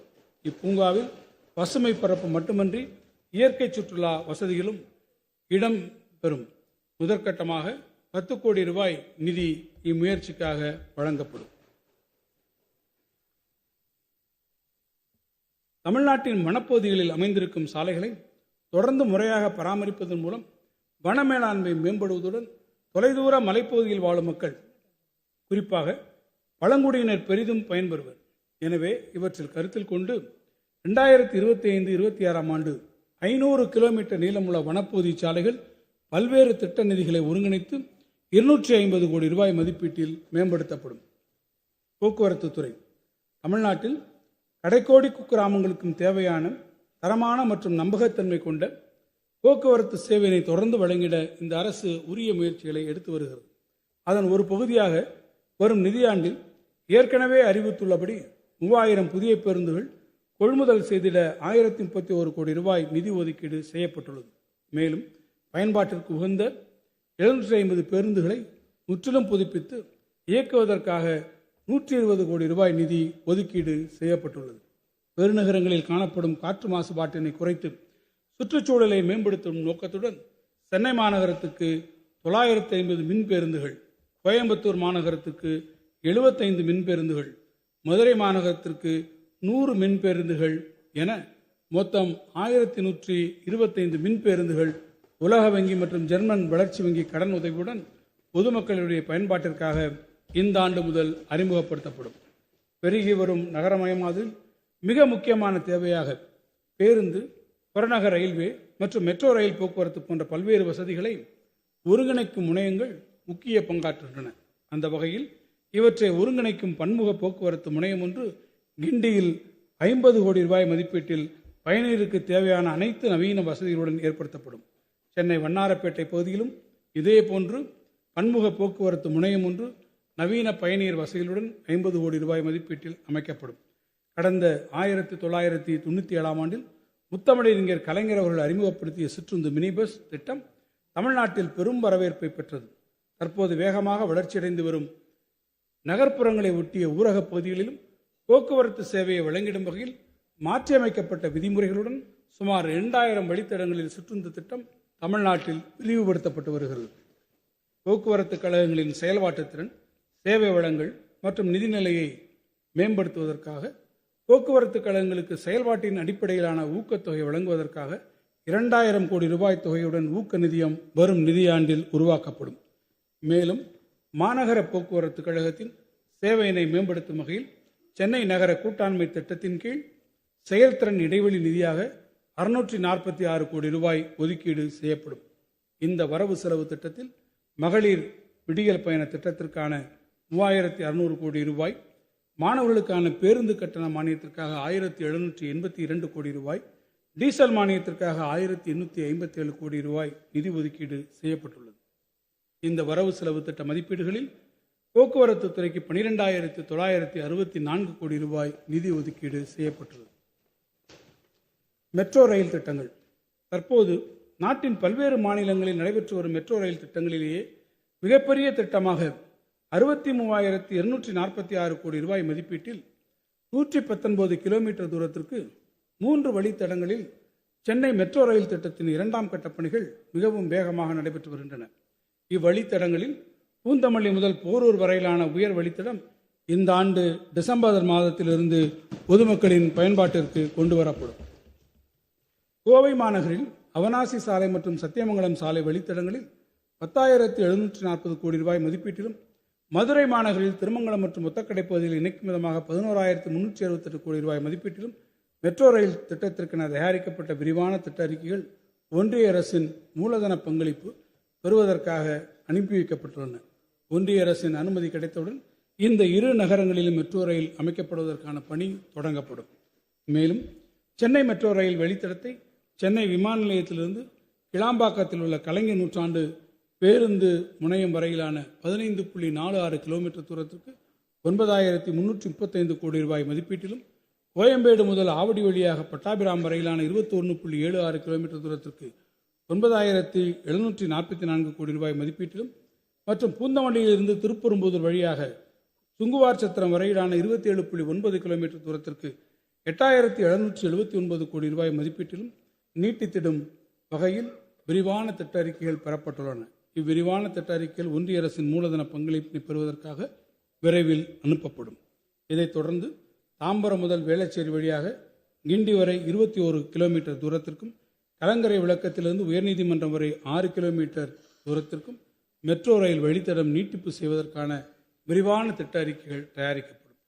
தமிழ்நாட்டில் ஏற்பட்டு வரும் பரவலான பொருளாதார வளர்ச்சி மற்றும் விரிவான நகரமயமாக்கலை கருத்தில் கொண்டு தலைநகர் புதுதில்லி, மீரட் நகரங்களுக்கு இடையே மித அதிவேக ரயில் போக்குவரத்தை உருவாக்கி இயக்கப்படுவதை போன்று மண்டல விரைவு போக்குவரத்து அமைப்பு regional rapid transit system RRTS ஒன்றினை தமிழ்நாட்டிலும் ஏற்படுத்துவதற்கான சாத்தியக்கூறுகள் ஆராயப்படும். மணிக்கு 160 கிலோமீட்டர் வேகத்தில் இயங்கும் மித அதிவேக railway semi high speed railway அமைப்பினை பின்வரும் வழித்தடங்களில் உருவாக்கிட சென்னை மெட்ரோ ரயில் நிறுவனத்தால் விரிவான சாத்தியக்கூறு ஆய்வுகள் மேற்கொள்ளப்படும். 1. Chennai Chengalpattu Tindivanam Villupuram 167 kilometre. 2. Chennai Kanchipuram Vellore 140 kilometre. 3. Coimbatore Tiruppur Erode Salem 185 kilometre. மேலும் மாமல்லபுரம், உதகமண்டலம், கொடைக்கானல் ஆகிய பகுதிகளில் சுற்றுலா பயணிகளை கவரும் வகையிலும் அப்பகுதிகளில் நிலவும் நுண்ணிய சுற்றுச்சூழல் தன்மையை கருத்தில் கொண்டும் ரோப்வே எனும் உயர் போக்குவரத்து அமைப்பினை ஏற்படுத்துவதற்கான சாத்தியக்கூறு ஆய்வுகளை சென்னை மெட்ரோ ரயில் நிலையம் மேற்கொள்ளும். ஆதி திராவிடர் மற்றும் பழங்குடியினர் நலன். ஆதி திராவிடர் மற்றும் பழங்குடியினரை தொழில் முனைவோராக உயர்த்துவதற்கு ஆதி திராவிடர் மற்றும் பழங்குடியினருக்கான முதலமைச்சரின் சமூக பொருளாதார மேம்பாட்டு திட்டம் CMRIS செயல்படுத்தப்படுகிறது.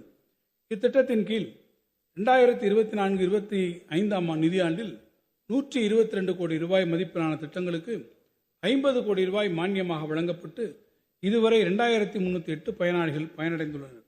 வரும் ஆண்டிற்கென 75 கோடி ரூபாய் நிதி ஒதுக்கீடு செய்யப்பட்டுள்ளது. ஆதி திராவிடர் குடியிருப்புகளில் அடிப்படை வசதிகளை ஏற்படுத்தி தர அயோத்திதாச பண்டிதர் குடியிருப்புகள் மேம்பாட்டு திட்டம் செயல்படுத்தப்படுகிறது. இத்திட்டத்தின் மூலம் சாலைகள், தெருவிளக்குகள் மற்றும் குடிநீர் வசதிகள் உள்ளிட்ட அடிப்படை உட்கட்டமைப்பு வசதிகள் மட்டுமல்லாமல் 120 கிராம அறிவுசார் மையங்கள் 117 கோடி ரூபாய் மதிப்பீட்டில் கட்டப்பட்டு வருகின்றன. 2025-26 ஆண்டிற்கான வரவு செலவு திட்ட மதிப்பீடுகளில் இத்திட்டத்தை செயல்படுத்திட 280 கோடி ரூபாய் நிதி ஒதுக்கீடு செய்யப்பட்டுள்ளது.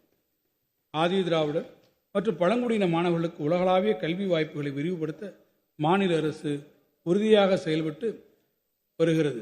கலை, அறிவியல், வணிகம், சட்டம், பொறியியல், மருத்துவம் போன்ற துறைகளில் முதுநிலை அல்லது ஆராய்ச்சி படிப்புகளை தொடரும் மாணவர்களின் நிதிச்சுமையை குறைத்து திறமையான மாணவர்கள் உலகப்புகழ் பெற்ற கல்வி நிறுவனங்களில் கல்வி கற்கும் வாய்ப்பை வழங்க அண்ணல் அம்பேத்கர் அயலக உயர்கல்வி திட்டத்தின் கீழ் 2025-26 நிதியாண்டில் 65 கோடி ரூபாய் நிதி ஒதுக்கப்படும். இவ்வரசு ஆதி திராவிடர் மற்றும் பழங்குடியின சமூகத்தை சார்ந்த பெண் விவசாய தொழிலாளர்களை நில உரிமையாளர்களாக உயர்த்த நன்னிலம் மகளிர் நில உரிமை திட்டத்தை அறிமுகப்படுத்தியுள்ளது. இத்திட்டத்தின் மூலம் பெண்களின் பொருளாதார பாதுகாப்பையும் சமூக நிலையில் அவர்களின் உயர்வை உறுதி செய்து அவர்களின் வாழ்வாதாரத்தை வலுப்படுத்தும் நோக்கில் 2025-26 ஆண்டில் இந்த திட்டத்திற்காக 20 கோடி ரூபாய் நிதி ஒதுக்கீடு செய்யப்பட்டுள்ளது. தமிழ்நாட்டில் 37 வகை தொல்குடியினர் தனிச்சிறப்பு மிக்க அடையாளத்துடன் கிழக்கு மற்றும் மேற்கு தொடர்ச்சி மலைகளிலும் சமவெளி பகுதிகளிலும் வாழ்கின்றனர். இவர்களின் ஒருங்கிணைந்த மேம்பாட்டிற்காக ஆண்டொன்றுக்கு 250 கோடி ரூபாய் நிதி ஒதுக்கீட்டில் 4 ஆண்டுகளுக்கு 1000 கோடி ரூபாய் மதிப்பீட்டில் தொல்குடி திட்டம் உருவாக்கி செயல்படுத்தப்பட்டு வருகிறது. பழங்குடியினரின் மரபுசார் அறிவினை பாதுகாத்து பயன்படுத்தி பல்லுயிர் பெருக்கத்தோடு கூடிய பழங்குடியினர் வாழ்வாதார குழு ஒன்று உருவாக்கப்படும். முதற்கட்டமாக ஈரோடு மாவட்டம் பர்கூர், கடம்பூர் மலைப்பகுதிகள் மற்றும் கள்ளக்குறிச்சி மாவட்டம் கல்வராயன் மலைப்பகுதிகளில் அரசின் நலத்திட்டங்களை ஒருங்கிணைத்து பழங்குடி மக்களுக்கு திட்டப்பயன்கள் வழங்கப்படுவதை உறுதி செய்வதோடு அப்பகுதிகளுக்கேற்ற சிறப்பு திட்டங்களை நிறைவேற்றிட 2025-26 ஆண்டிற்கான வரவு செலவு திட்ட மதிப்பீடுகளில் 10 கோடி ரூபாய் நிதி ஒதுக்கீடு செய்யப்பட்டுள்ளது. ஆதி திராவிடர் மற்றும் பழங்குடியின மாணவர்களுக்கு உயர்கல்விக்கான உதவித்தொகை வழங்குவதற்காக இந்த வரவு செலவு திட்டத்தில் 733 கோடி ரூபாய் ஒதுக்கீடு செய்யப்பட்டுள்ளது. இந்த வரவு செலவு திட்ட மதிப்பீடுகளில் ஆதி திராவிடர் மற்றும் பழங்குடியினர் நலத்துறைக்கு 3924 கோடி ரூபாய் ஒதுக்கீடு செய்யப்பட்டுள்ளது. சமூக நல்லிணக்க ஊராட்சி விருது சாதி பாகுபாடற்ற சமூக நல்லிணக்கத்தையும் சமூக ஒற்றுமையையும் கடைபிடிக்கும் ஊராட்சிகளை ஊக்குவித்து கௌரவிக்கும் வகையில் தகுதி படைத்த 10 ஊராட்சிகளுக்கு தலா 1 கோடி ரூபாய் ஊக்கத்தொகையுடன் கூடிய சமூக நல்லிணக்க ஊராட்சிக்கான விருதுகள் வழங்கப்படும். உரிய செயல்திறன் அளவீடுகள் மற்றும் நல்லிணக்க தரவுகள் மூலம் இந்த ஊராட்சிகள் தேர்வு செய்யப்படும். பிற்படுத்தப்பட்டோர், மிகவும் பிற்படுத்தப்பட்டோர் மற்றும் சீர்மரபினர் நலன் சமூக நீதியின் பிறப்பிடமான தமிழ்நாட்டில் நாட்டிற்கே முன்னோடியாக பல்வேறு நலத்திட்டங்களை இந்த அரசு செயல்படுத்தி வருகிறது. வரும் தேசிய மக்கள் தொகை கணக்கெடுப்புடன் சாதி வாரியான கணக்கெடுப்பினையும் இணைத்து ஒன்றிய அரசு நடத்திட வேண்டும் என்று இவ்வரசு தொடர்ந்து வலியுறுத்தி வருகிறது. அதிகமான மாணவர் சேர்க்கை உள்ள 27 கல்லூரி மாணவர் விடுதிகள் மற்றும் கடந்த 4 ஆண்டுகளில் கல்லூரி விடுதிகளை தரம் உயர்த்தப்பட்ட 36 பிற்படுத்தப்பட்டோர், மிகவும் பிற்படுத்தப்பட்டோர், சீர்மரபினர் மற்றும் சிறுபான்மையினர் கல்லூரி மாணவர்கள் விடுதிகள் அடுத்த 2 ஆண்டுகளில் கட்டமைப்பு வசதி மேம்பாடு, சிறப்பு பழுது நீக்கம், புதுப்பித்தல் பணிகள் மேற்கொள்ளப்பட்டு தரம் உயர்த்தி புதுப்பொலிவுடன் திகழ புதிய திட்டம் வகுக்கப்படும். 9 மற்றும் 10ஆம் வகுப்பு பயிலும் 2,92,271 பிற்படுத்தப்பட்டோர் மற்றும் மிகவும் பிற்படுத்தப்பட்டோர் மாணவர்களுக்கு கல்வி உதவித்தொகை வழங்க தேவைப்படும் தொகை 117 கோடி ரூபாய். எனினும் ஒன்றிய அரசு இந்த நிதியாண்டில் வழங்கிய 19 கோடி ரூபாய் தொகை மூலம் மிகவும் குறைவான மாணவர்களுக்கு மட்டுமே கல்வி உதவித்தொகை வழங்க இயலும் என்பதால் மீதமுள்ள மாணவர்களுக்கு மாநில அரசு நிதியிலிருந்து கூடுதலாக 98 கோடி ரூபாய் ஒதுக்கீடு செய்யப்பட்டு 2 லட்சத்திற்கு மேற்பட்ட பிற்படுத்தப்பட்டோர் மற்றும் மிகவும் பிற்படுத்தப்பட்ட மாணவர்கள் மகிழ்ச்சியுடன் கல்வி பயில்வது உறுதி செய்யப்பட்டுள்ளது. இந்த வரவு செலவு திட்ட மதிப்பீடுகளில் பள்ளி படிப்பு உதவித்தொகை வழங்குவதற்காக 146 கோடி ரூபாயும், பள்ளி மேற்படிப்பு உதவித்தொகை வழங்குவதற்காக 335 கோடி ரூபாயும் ஒதுக்கீடு செய்யப்பட்டுள்ளன. சிறுபான்மையினர் நலன் சிறுபான்மையினரின் சமூக பொருளாதார மற்றும் கல்வி மேம்பாட்டிற்கென தமிழ்நாடு அரசு பல்வேறு திட்டங்களை செயல்படுத்தி வருகிறது. இதுவரை 159 கல்வி நிறுவனங்களுக்கு சிறுபான்மை நிலை சான்றிதழ் வழங்கப்பட்டது மட்டுமின்றி இவற்றில் 103 கல்வி நிறுவனங்கள் நிரந்தர சான்றிதழும் பெற்றுள்ளன.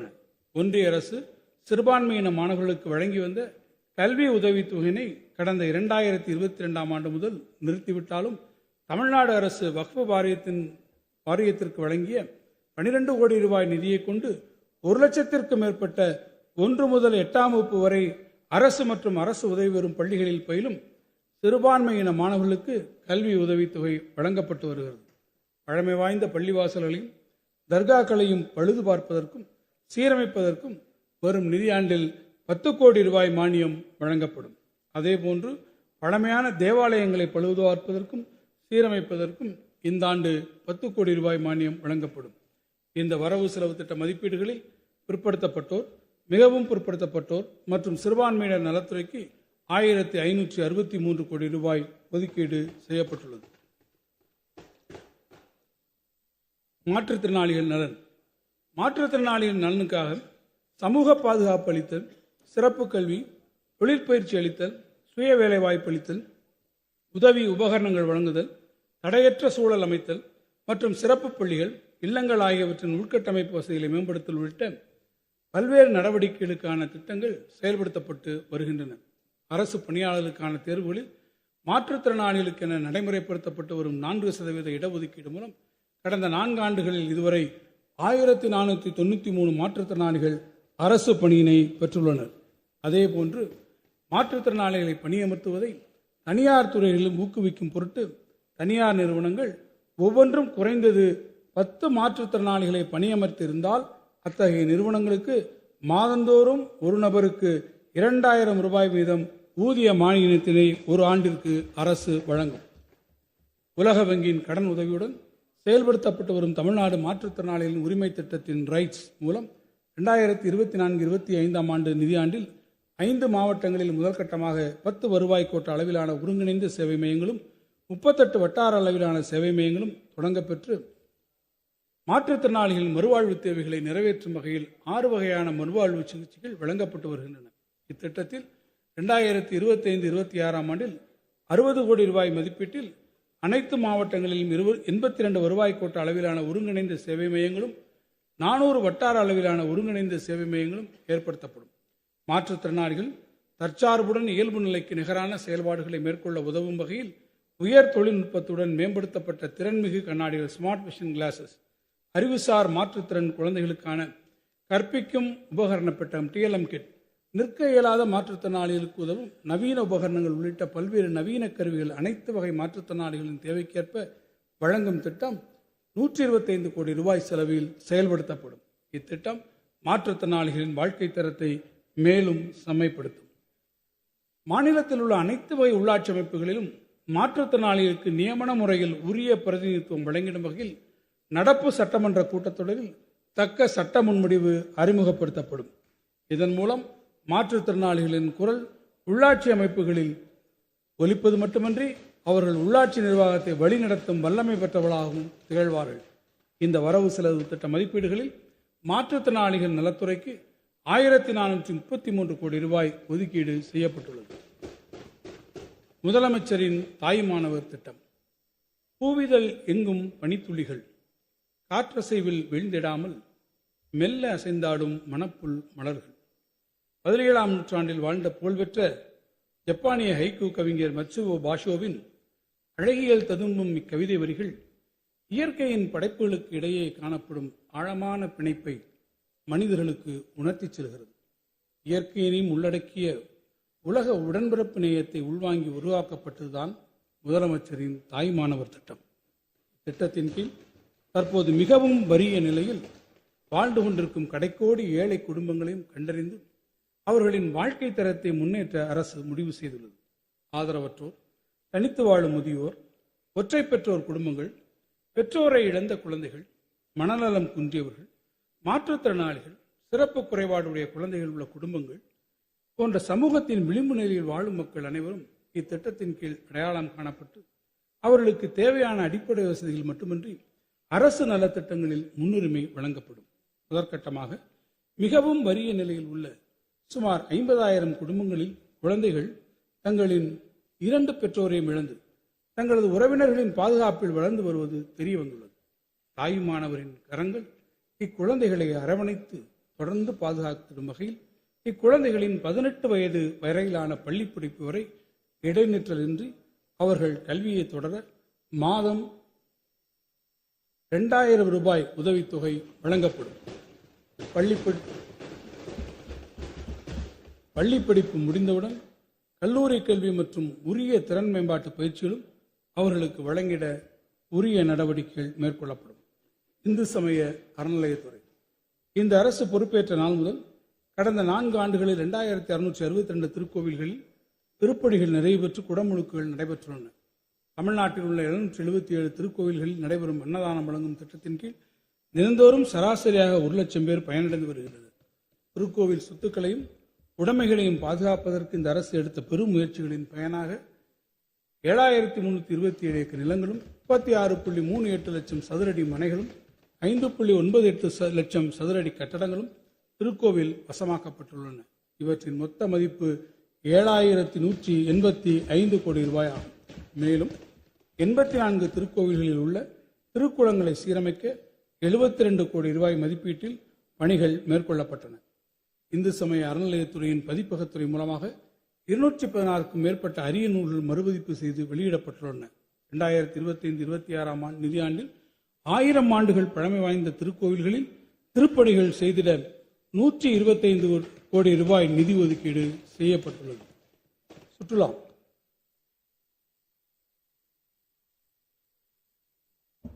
$1 டிரில்லியன் என்ற பொருளாதார இலக்கை தமிழ்நாடு அடைவதற்கான 18 முன்னுரிமை துறைகள் ஒன்றாக சுற்றுலாத்துறையும் அடையாளம் காணப்பட்டுள்ளது. சமூகத்தின் அனைத்து தரப்பினரின் பொருளாதார வளர்ச்சிக்கும் வழிவகுக்கும் சுற்றுலாத்துறையில் அதிக முதலீடுகளை ஈர்க்கவும் சுற்றுலாத்துறையில் ஈடுபடும் தொழில் நிறுவனங்களை ஊக்குவிக்கவும் தமிழ்நாடு சுற்றுலா ஊக்குவிப்பு வசதி சட்டம் ஒன்றினை நமது அரசு கொண்டு வரும். ஒவ்வொரு ஆண்டும் லட்சக்கணக்கான உள்நாட்டு மற்றும் வெளிநாட்டு சுற்றுலா பயணிகள் வருகை புரிந்திடும் முக்கிய நகரங்களான மாமல்லபுரம், திருவண்ணாமலை, ராமேஸ்வரம், கன்னியாகுமரி, திருச்செந்தூர், பழனி மற்றும் நாகூர், வேளாங்கண்ணி பகுதிகளில் சுற்றுலா பயணிகளின் தேவைகளை நிறைவு செய்யும் வகையில் உரிய கட்டமைப்பு வசதிகளை நவீன தரத்துடன் அமைத்திடும் நோக்கோடு மொத்தம் 300 கோடி ரூபாய் மதிப்பீட்டில் பணிகள் மேற்கொள்ளப்படும். பல்வேறு அரசு துறைகள் மூலமாக மேற்கொள்ளப்படும் இப்பணிகளை ஒருங்கிணைத்து முறையாக செயல்படுத்திட இந்த நகரங்களுக்கென தனித்தனியே வளர்ச்சி ஆணையங்கள் உருவாக்கிட வேண்டிய தேவை எழுந்துள்ளது. முதற்கட்டமாக மாமல்லபுரம், திருவண்ணாமலை, திருச்செந்தூர் மற்றும் ராமேஸ்வரம் நகரங்களுக்கென அத்தகைய வளர்ச்சி ஆணையங்கள் உருவாக்கப்படும். மேலும் மாநிலத்தில் உள்ள அதிகம் அறியப்படாத சுற்றுலா தலங்களை மேம்படுத்தும் பொருட்டு அப்பகுதிகளில் சுற்றுலா கட்டமைப்பு வசதிகளை உருவாக்க 100 கோடி ரூபாய் நிதி ஒதுக்கீடு செய்யப்பட்டுள்ளது. நீலகிரி மாவட்டம் உதகமண்டலத்தின் மையப்பகுதியில் சுமார் 52 ஏக்கர் பரப்பளவில் அமைந்துள்ள ரேஸ்கோஸ் பகுதியில் ஓர் எழில்மிகு சுற்றுச்சூழல் பூங்கா 70 கோடி ரூபாய் மதிப்பீட்டில் அமைக்கப்படும். அதிக அளவில் சுற்றுலா பயணிகளை ஈர்க்கும் வகையில் நீலமலையின் இயற்கை சூழலுக்கு இணங்க நறுமணப் பொருள்கள் தோட்டம், நகர்ப்புற வனவியல் மற்றும் பறவைகள் காட்சிப்பகுதிகள், இயற்கை வழிப்பாதைகள் ஆகியவை இடம்பெறும். சுற்றுலாத்துறையில் தனியார் முதலீட்டை ஊக்குவித்திடும் பொருட்டு மாமல்லபுரம் மரக்காணம் வரையிலான கடலோர சுற்றுலா வழித்தடம், திருச்சி தஞ்சாவூர் நாகை சோழர்கால சுற்றுலா வழித்தடம், மதுரை சிவகங்கை மரபுசார் சுற்றுலா வழித்தடம், கோவை பொள்ளாச்சி வரையிலான இயற்கை நலன் சுற்றுலா வழித்தடம் உள்ளிட்ட முக்கிய பகுதிகள் அடையாளம் காணப்பட்டு அங்கு சுற்றுலா வளர்ச்சிக்கு பொதுத்துறை மற்றும் தனியார் துறை முதலீடுகளை ஈர்த்திட உரிய நடவடிக்கைகள் எடுக்கப்படும். கால்நடை பராமரிப்பு நாட்டின் பொருளாதாரத்தில் மிக முக்கிய பங்காற்றி வரும் கால்நடை வளத்தை அதிகரிக்கவும் அதன் மூலம் வேலை வாய்ப்புகளை பெருக்க ஏதுவாகவும் கால்நடை இனப்பெருக்கை கொள்கை போவைன் பிரீடிங் பாலிசி உருவாக்கப்படும். இதனை செயல்படுத்த விரிவாக்க பணியில் ஈடுபட்டுள்ள பல்வேறு களப்பணியாளர்களின் பணி ஒருங்கிணைக்கப்பட்டு சீரான இனப்பெருக்க செயல்முறை நடைமுறைப்படுத்தப்படும்.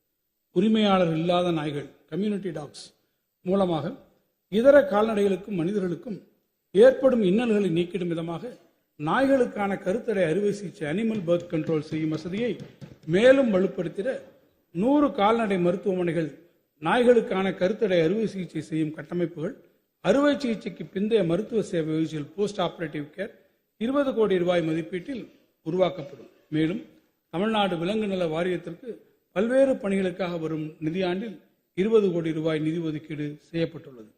மீன்வளம் மற்றும் மீனவ நலன் சமூக பொருளாதார முக்கியத்துவம் வாய்ந்த கடலோர உள்கட்டமைப்புகளுக்கு பருவநிலை மாற்றங்களால் ஏற்படும் கடல் ஈர்ப்பு போன்ற பாதிப்புகளை தணித்திடவும் புதிய திட்டங்களை வகுத்திடவும் உடனடி இடைக்கால மற்றும் நீண்டகால நடவடிக்கைகளை மேற்கொள்ளவும் தேசிய கடலோர ஆராய்ச்சி மையம் NCCR மூலம் தமிழ்நாடு சுற்றுச்சூழல் இயக்குநரகத்தின் ஒருங்கிணைப்புடன் கடலோர பாதுகாப்புடன் கூடிய மேம்பாட்டிற்கான ஆய்வு மேற்கொண்டு அதற்கான திட்டங்களை செயல்படுத்த நடவடிக்கைகள் மேற்கொள்ளப்படும்.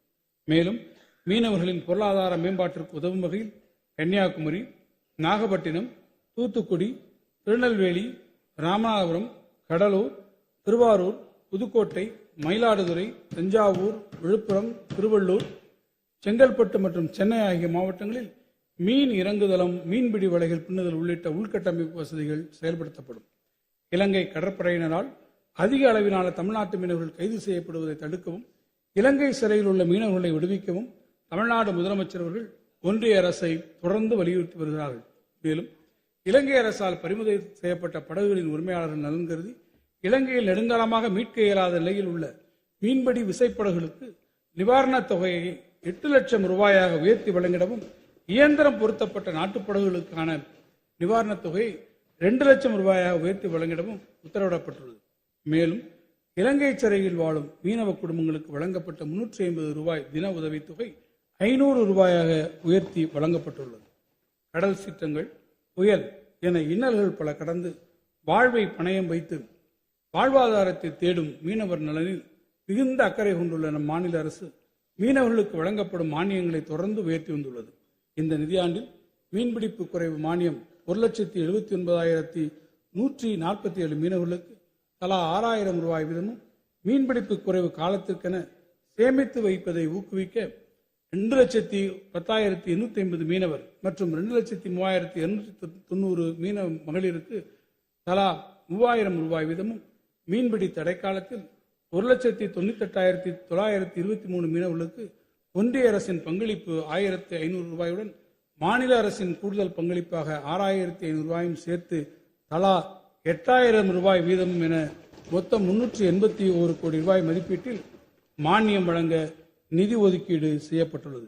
மேலும் எரி எண்ணெய், டீசல் மற்றும் மண்ணெண்ணெய் மானிய விலையில் வழங்கிட இந்த வரவு செலவு திட்ட மதிப்பீடுகளில் 286 கோடி ரூபாய் நிதி ஒதுக்கீடு செய்யப்பட்டுள்ளது. பால்வளம், பால் மற்றும் பால் பொருட்களை உற்பத்தி செய்யும் உற்பத்தியாளர்களுக்கு பொருளாதார பாதுகாப்பையும் நுகர்வோருக்கு ஊட்டச்சத்தினை உறுதி செய்திடும் வகையில் பால் பண்ணைகள் தொடர்ந்து நவீனமயமாக்கப்பட்டு வருகின்றன. இவ்வாண்டு சுற்றுச்சூழலை பாதுகாக்கும் வண்ணம் சேலம் ஆவின் பால் பண்ணையில் நவீன கழிவுநீர் சுத்திகரிப்பு ஆலை 15 கோடி ரூபாய் மதிப்பீட்டிலும், ஈரோடு மாவட்டத்தில் பால் பண்ணை இயந்திரங்களை நவீனமயமாக்கலுக்கு 10 கோடி ரூபாய் மதிப்பீட்டிலும், சென்னை மற்றும் இதர மாவட்டங்களில் பால் பண்ணைகளில் நவீன பால் அளவிடும் கருவிகள், நவீன பால் தகவல் சேகரிப்பான் மற்றும் நிலைக்காட்டி ஆகியவை 5 கோடி ரூபாய் மதிப்பீட்டிலும் நிறுவப்படும். மேலும் பால் பொருட்கள் சந்தைப்படுத்துதலை ஊக்குவிக்க 10 கோடி ரூபாய் செலவில் திருவண்ணாமலை மாவட்டத்தில் வெண்ணெய் மற்றும் பால் பவுடர் சிப்பமிடும் நவீன இயந்திரம் அமைக்கப்படும்.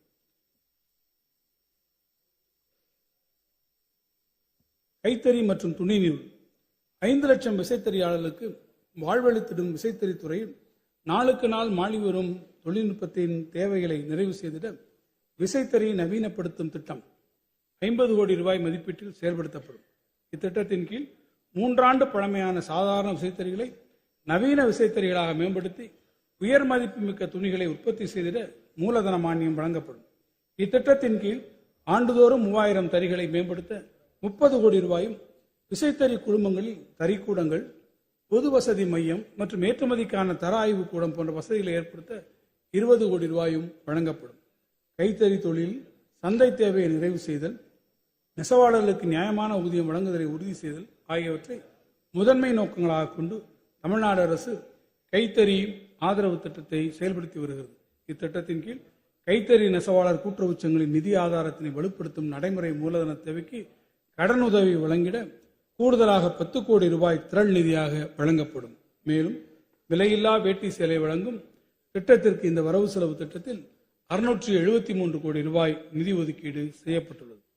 ஆயத்த ஆடை மற்றும் வீட்டு உபயோக ஜவுளிகளை ஏற்றுமதி தரத்திற்கேற்ப துல்லியமான முறையில் உற்பத்தி செய்திடவும், உற்பத்தி திறனை மேம்படுத்தும் பொருட்டும் பொது வசதி மையங்களில் கணினி வடிவமைப்பு மென்பொருளுடன் கேட்கேம் கூடிய புதிய முழுமையான கணினிமயமாக்கப்பட்ட துணி வெட்டும் இயந்திரங்கள் நிறுவிட 50% வரை மூலதன மானியம் வழங்கப்படும். இத்திட்டம் அடுத்த 5 ஆண்டுகளில் 50 கோடி ரூபாய் மதிப்பீட்டில் செயல்படுத்தப்படும். தமிழ்நாட்டில் தொழில்நுட்ப ஜவுளிகளின் டெக்னிக்கல் டெக்ஸ்டைல்ஸ் உற்பத்தி மற்றும் அவற்றிற்கான முதலீடுகளை ஜவுளி நிறுவனங்கள் மேற்கொள்வதை ஊக்குவிக்கவும் தமிழ்நாடு தொழில்நுட்ப ஜவுளி இயக்கம், தமிழ்நாடு டெக்னிக்கல் டெக்ஸ்டைல் மிஷன் செயல்படுத்தப்படும். இதற்கான 15 கோடி ரூபாய் நிதி வழங்கப்படும். இந்த வரவு செலவு திட்ட மதிப்பீடுகளில் கைத்தறி, கைத்திறன், துணிநூல் மற்றும் கதத்துறைக்கு 1980 கோடி ரூபாய் நிதி ஒதுக்கீடு செய்யப்பட்டுள்ளது. வீட்டு வசதி தமிழ்நாட்டில் எழில்மிகு இயற்கை சூழலுடன் கூடிய மலைப்பகுதியின் வளர்ச்சியை முறைப்படுத்த வேண்டிய தேவை எழுந்துள்ளது. அந்நோக்கத்தை நிறைவேற்றும் வகையில் நீலகிரி மாவட்டத்தில் உதகமண்டலம், குன்னூர், கோத்தகிரி, கூடலூர், நெல்லியாளம் பகுதிகள், கோவை மாவட்டத்தில் வால்பாறை, திண்டுக்கல் மாவட்டத்தில் கொடைக்கானல் மற்றும் சேலம் மாவட்டத்தில் ஏற்காடு ஆகிய பகுதிகளில் சுமார் 1200 சதுர கிலோமீட்டர் பரப்பளவில் மலைப்பகுதிகளுக்கான முழுமையான வளர்ச்சி திட்டங்கள் தயாரிக்கப்படும். சுற்றுலா தலங்களை அடையாளம் கண்டு சுற்றுச்சூழல் பாதிப்பின்றி அவற்றை மேம்படுத்துதல், நிலச்சரிவு, வெள்ளம் மற்றும் இதர இயற்கை பேரிடர்களை திறமையாக எதிர்கொள்ளும் வகையிலான பேரிடர் மேலாண்மை திட்டம் ஆகியவற்றை கருத்தில் கொண்டு இப்பகுதிகளுக்கு உரிய வளர்ச்சி திட்டங்கள் உருவாக்கப்படும். தமிழ்நாடு நகர்ப்புற வாழ்விட மேம்பாட்டு வாரியம் மூலமாக பழுதடைந்த நிலையில் உள்ள 6424 குடியிருப்புகள் 1148 கோடி ரூபாய் மதிப்பீட்டில் மறு கட்டுமானம் செய்யப்பட்டு வருகின்றன. இதைத் தொடர்ந்து அடுத்த 2 ஆண்டுகளில் 5856 குடியிருப்புகள் 1051 கோடி ரூபாய் மதிப்பீட்டில் மறு கட்டுமானம் செய்யப்படும். குறைந்த வருமானம் கொண்ட வகையினருக்கான வீட்டு வசதி தேவையை நிறைவு செய்தலும், தகுதி வாய்ந்த பயனாளிகளுக்கு புதிய குடியிருப்புகளை ஏற்படுத்திடவும் உதவிடும் வகையில் தொகுப்பு நிதியம் ஒன்று உருவாக்கப்படும். இந்த வரவு செலவு திட்ட மதிப்பீடுகளில் வீட்டு வசதி மற்றும் நகர்ப்புற வளர்ச்சித்துறைக்கு 7718 கோடி ரூபாய் ஒதுக்கீடு செய்யப்பட்டுள்ளது. பொதுப்பணி. மதுரை மாநகரில் கலைஞர் நூற்றாண்டு நூலகம், கிண்டியில் பன்னோக்கு உயர் சிறப்பு மருத்துவமனை ஆகியவற்றை தொடர்ந்து சென்னையில் உலகத்தரம் வாய்ந்த கலைஞர் பன்னாட்டு அரங்கம், தலைநகர் புதுதில்லியில் வைகை தமிழ்நாடு இல்லம், கோவை மற்றும் திருச்சியில் நவீன வசதிகளுடன் கூடிய மாபெரும் நூலகங்கள் என தமிழ்நாட்டின் நவீன அடையாளங்கள் பலவற்றை அழகுற வடிவமைத்து கட்டமைக்கும் பணிகளை பொதுப்பணித்துறை மேற்கொண்டு வருகிறது. புராதன கட்டடங்களை பழமை மாறாமல் புதுப்பிக்கும் நோக்கோடு சென்னை பல்கலைக்கழக மெரினா வளாகத்தில் உள்ள கீழை கலையியல் ஆய்வு நிறுவன புராதன கட்டடம், ராணிப்பேட்டையில் உள்ள தேசிங்க ராஜாராணி நினைவகம், கோவையில் தமிழ்நாடு வேளாண்மை பல்கலைக்கழக ஆராய்ச்சி நிலையம், திருச்சியில் ராணிமங்கம்மாள் கோட்டை வளாக அலுவலகங்கள், தூத்துக்குடி மாவட்டம் எட்டயபுரம் நகரில் உள்ள மகாகவி பாரதியார் இல்லம் உள்ளிட்ட 17 புராதன கட்டடங்கள் 150 கோடி ரூபாய் மதிப்பீட்டில் பழமை மாறாமல் புதுப்பிக்கப்படும். இந்த வரவு செலவு திட்ட மதிப்பீடுகளில் பொதுப்பணித்துறைக்கு 2457 கோடி ரூபாய் ஒதுக்கீடு செய்யப்பட்டுள்ளது. நெடுஞ்சாலைகள். நாட்டிலேயே பரவலான சாலை வசதிகளை கொண்ட மாநிலங்கள் ஒன்றாக தமிழ்நாடு தொடர்ந்து திகழ்ந்து வருகிறது. இவ்வகை சாலை வசதிகளை மேலும் செம்மைப்படுத்திடும் நோக்கத்தில் முதலமைச்சரின் சாலை மேம்பாட்டு திட்டத்தின் கீழ் கடந்த 4 ஆண்டுகளில் 16,500 கிலோமீட்டர் நீளமுள்ள சாலைகள் மேம்படுத்தப்பட்டுள்ளன. 2130 கிலோமீட்டர் முக்கிய சாலைகள் 4 வழி மற்றும் 2 வழி சாலைகளாக அகலப்படுத்தப்பட்டுள்ளன. 5000 கிலோமீட்டருக்கும் அதிகமான ஊராட்சி ஒன்றிய சாலைகள் பிற மாவட்ட சாலைகளாக மேம்படுத்தப்பட்டுள்ளன. அதன் தொடர்ச்சியாக இவ்வாண்டு சென்னையில் பெருகி வரும் போக்குவரத்து நெரிசலை கையாளும் விதமாக சென்னை நகரின் கிழக்கு கடற்கரை சாலையில் திருவான்மியூரிலிருந்து உத்தண்டி பகுதி வரை 14.2 கிலோமீட்டர் நீளத்திற்கு 4 வழித்தட உயர்மட்ட சாலை 2100 கோடி ரூபாய் மதிப்பில் தமிழ்நாடு மாநில நெடுஞ்சாலைகள் ஆணையத்தின் டான்ஷா மூலம் அமைக்கப்படும். தொழில் வளர்ச்சியை மேம்படுத்தவும் அதிக வேலைவாய்ப்பை உருவாக்கவும் பல தொழில் வழித்தடங்களை உருவாக்கிட அரசு முனைந்துள்ளது. இந்த முன்னெடுப்பின் முதற்கட்டமாக ஒரகடம் செய்யார் தொழில் வளத்தடம் உருவாக்கப்படும். இதனால் செய்யார் தொழில் பூங்காவிலிருந்து உற்பத்தி செய்யப்படும் பொருள்களை வெளிநாடுகளில் சந்தைப்படுத்த வழிவகை ஏற்படும். இதற்காக 250 கோடி ரூபாய் மதிப்பில் முதற்கட்ட பணிகள் நடப்பாண்டில் மேற்கொள்ளப்படும். சென்னை திருச்சி தேசிய நெடுஞ்சாலையில் ஏற்படும் போக்குவரத்து நெரிசலை குறைக்கும் விதமாக புதிதாக செங்கல்பட்டு மாவட்டம் கருங்குழியிலிருந்து திருக்கழுக்குன்றம் வழியாக கடற்கரை சாலை உள்ள மாமல்லபுரம் வரை புதிய 4 வழி சாலை சுமார் 28 கிலோமீட்டர் நீளத்திற்கு அமைத்திட சாத்தியக்கூறுகள் ஆராயப்படும். நகராட்சிகள், நகரங்கள் மற்றும் மாநகரங்களில் போக்குவரத்து நெரிசலை குறைக்கும் விதமாக முக்கிய நகரங்களுக்கு புறவழி சாலைகள் அமைக்கப்பட்டு வருகின்றன. அதன் தொடர்ச்சியாக 348 கோடி ரூபாய் மதிப்பீட்டில் 12.5 கிலோமீட்டர் நீளம் கொண்ட கோயம்புத்தூர் மேற்கு புறவழிச்சாலை மற்றும் 225 கோடி ரூபாய் மதிப்பீட்டில் 12.4 கிலோமீட்டர் நீளம் கொண்ட திருநெல்வேலி மேற்கு புறவழிச்சாலை உள்ளிட்ட 14 புறவழிச்சாலைகள் அமைக்கும் பணிகள் மொத்தம் 1713 கோடி ரூபாய் மதிப்பீட்டில் இந்த ஆண்டு தொடங்கும். மேலும் 48 கிலோமீட்டர் நீள மதுரை வெளிவட்ட சாலை அமைத்திட விரிவான திட்ட அறிக்கைகள் தயாரிக்கப்படும். பசுமையான தமிழ்நாடு என்ற இலக்கினை அடைந்திட நெடுஞ்சாலைகளை பசுமையாக்கும் ஒரு பகுதியாக தமிழ் நிலப்பரப்பை சார்ந்த வேம்பு, உங்கை, நாவல், புளியமரம் போன்ற இனவகைகளில் 10 லட்சம் மரங்கள் நடப்பட்டு புவிசார் குறியிடப்பட்டு முறையாக பராமரிக்கப்படும். அதிக உயிரிழப்புகளை ஏற்படுத்தக்கூடிய விபத்துகளை குறைப்பதன் மூலம் விபத்துகள் இல்லாத மாநிலம் என்ற தொலைநோக்கு பார்வையை செயல்படுத்தும் விதமாக 200 கோடி ரூபாய் மதிப்பில் அதிக விபத்து நடக்கும் பகுதிகளான குறுகிய வளைவுகள் மற்றும் சாலை சந்திப்புகள் மேம்படுத்தப்படும். பயணிகள் மற்றும் ஓட்டுநர்களின் வசதிக்காக மாநில நெடுஞ்சாலைகளில் தெரிவு செய்யப்பட்ட 10 இடங்களில் சிற்றுண்டி சாலைகள், தங்கும் விடுதிகள், ஓய்வறை, மின்வாகனங்களுக்கான மின்சக்தி வழங்கிடும் வசதிகள், முதலுதவி மற்றும் அடிப்படை மருத்துவ வசதிகள், வணிக வளாகங்கள் ஆகியவற்றை உள்ளடக்கிய சாலையோர வசதி மையங்கள் அமைப்பதற்கு உரிய நடவடிக்கைகள் மேற்கொள்ளப்படும். கன்னியாகுமரியில் நிறுவப்பட்டுள்ள ஐயன் திருவள்ளுவர் சிலை வெள்ளி விழா நிகழ்ச்சியின் போது மாண்புமிகு தமிழ்நாடு முதலமைச்சர்களால் திறந்து வைக்கப்பட்ட கண்ணாடி இலை பழத்தினை பார்வையிட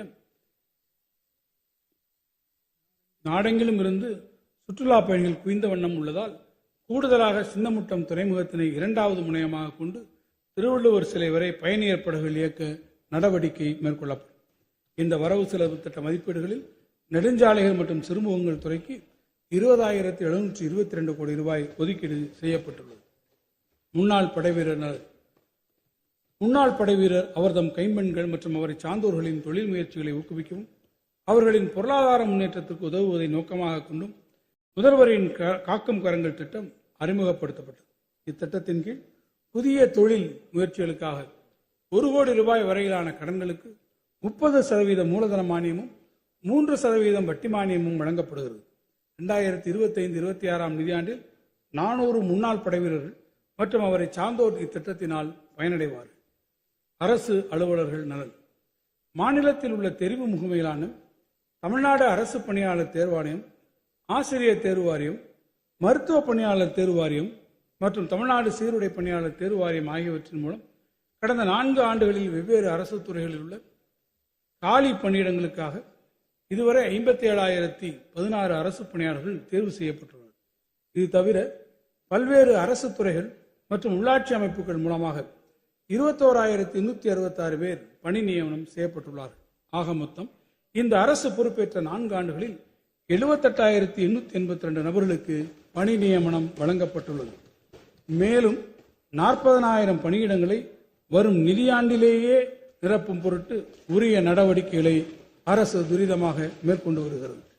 அரசு அலுவலருக்கு குறைந்த வாடகையிலான குடியிருப்புகளின் தேவை அதிகரித்து வருவதை நிறைவு செய்யும் வகையில் சென்னை சைதாப்பேட்டை தாடண்ட நகரில் 110 கோடி ரூபாய் செலவில் 2 லட்சம் சதுரடி பரப்பளவில் 190 சி வகை குடியிருப்புகள் கட்டுவதற்கு திட்டமிடப்பட்டுள்ளது. மக்கள் நல திட்டங்களை நாட்டிலேயே மிகச்சிறப்பாக நிறைவேற்றிட அயராது உழைத்து வரும் அரசு அலுவலர்கள் நலனை காப்பதில் நமது அரசு உறுதியாக உள்ளது.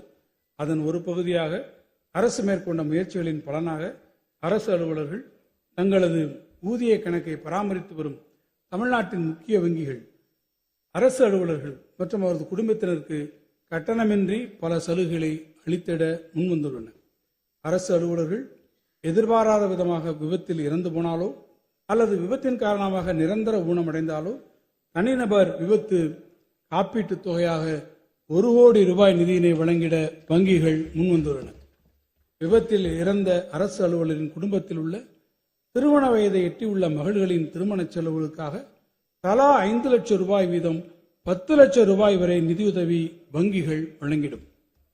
விபத்து காரணமாக இறந்த அரசு அலுவலரின் குடும்பத்தில் பள்ளிக் கல்வியை நிறைவு செய்து கல்லூரியில் உயர்கல்வி பயின்றும் மகளின் உயர்கல்விக்காக உதவித்தொகையாக 10 லட்சம் ரூபாய் வரை வங்கிகள் வழங்கும். அரசு அலுவலர்கள் தங்கள் பணிக்காலத்தில் எதிர்பாராமல் இயற்கை மரணம் அடைந்தால் ஆயுள் காப்பீட்டு தொகையாக 10 லட்சம் ரூபாய் வங்கிகள் வழங்கும். மேலும் தனிநபர் வங்கிக் கடன், வீட்டுக்கடன், கல்விக் கடன் ஆகியவற்றை அரசு அலுவலர்கள் பெறும்போது உரிய வட்டிச் சலுகைகள் வழங்கிடவும் முக்கிய வங்கிகள் முன்வந்துள்ளன.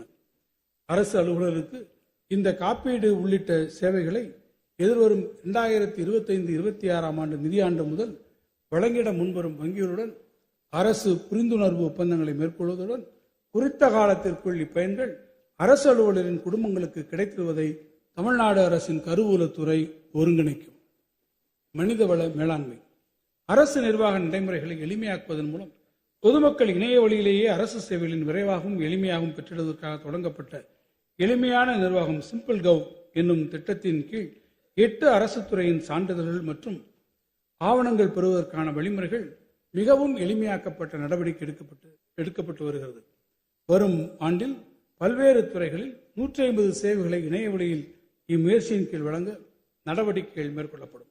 மேலும் வணிக நடைமுறைகளை எளிமையாக்குவதன் மூலம் தொழில்துறை வளர்ச்சிக்கு உதவிட தமிழ்நாடு மாசு கட்டுப்பாட்டு வாரியம் வெள்ளை வகை தொழிற்சாலைகளின் பட்டியலை விரிவுபடுத்த திட்டமிடப்பட்டுள்ளது. அரசு அலுவலர்கள் இணைய வழியில் தங்களுடைய திறன்களை வளர்த்துக் கொள்ளும் வகையில் முன்னணி கல்வி நிறுவனங்கள் வாயிலாக அவர்களின் விருப்பத்தின் பெயரில் கட்டணமின்றி பயின்றிட தமிழ்நாடு திறன் மேம்பாட்டுக் கழகம் மூலமாக சான்றிதழ் பெறக்கூடிய திறன் மேம்பாட்டு பயிற்சிகள் வழங்கப்படும்.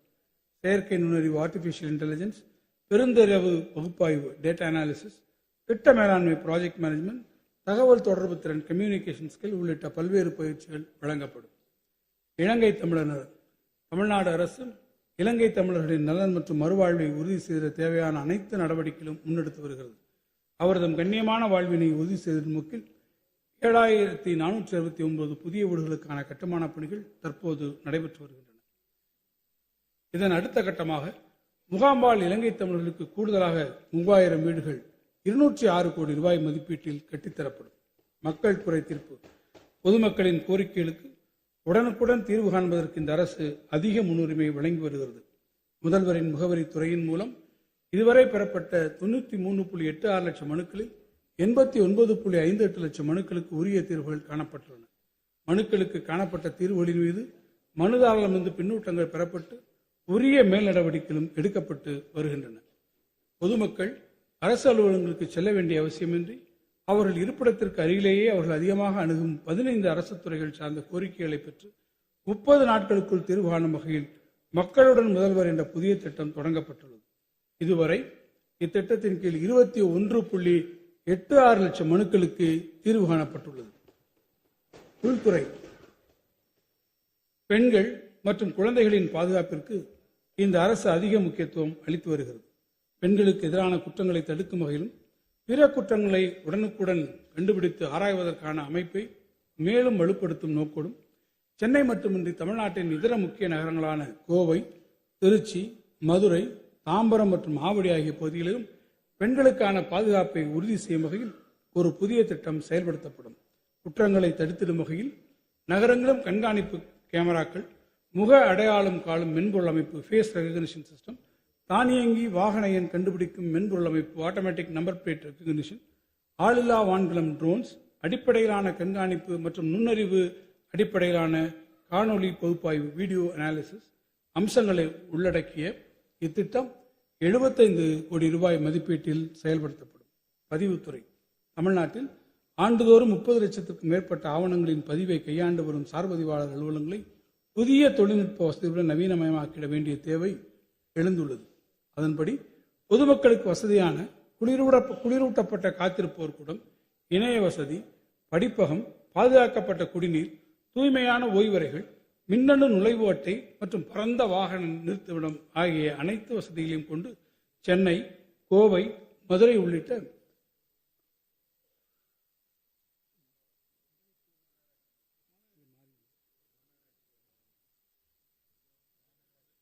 மாநகராட்சி பகுதிகளில் 50 சார் பதிவாளர் அலுவலகங்கள் 30 கோடி ரூபாய் செலவில் நவீனப்படுத்தப்படும். பேரிடர் மேலாண்மை வெப்ப அலையினை மாநிலம் சார்ந்த பேரிடராக தமிழ்நாடு அரசு அண்மையில் அறிவித்துள்ளது. தமிழ்நாட்டில் வெப்ப அலையால் ஏற்படும் சுகாதார பாதிப்பு மற்றும் உற்பத்தி திறன் இழப்பினை குறைப்பதற்கான தணிப்பு மற்றும் மீட்பு நடவடிக்கைகளை மேற்கொள்ள மாநில அளவிலான வெப்ப அலை செயல் திட்டம் மட்டுமின்றி பெருநகர சென்னை மாநகராட்சி, மதுரை, தூத்துக்குடி, திருச்சிராப்பள்ளி, கோயம்புத்தூர், ஈரோடு, திருப்பூர், வேலூர், சேலம், தாம்பரம் மற்றும் ஆவடி மாநகராட்சி ஆகிய 11 நகரங்களுக்கென தனியே வெப்ப அலை செயல் திட்டங்கள் தயாரிக்கப்படும்.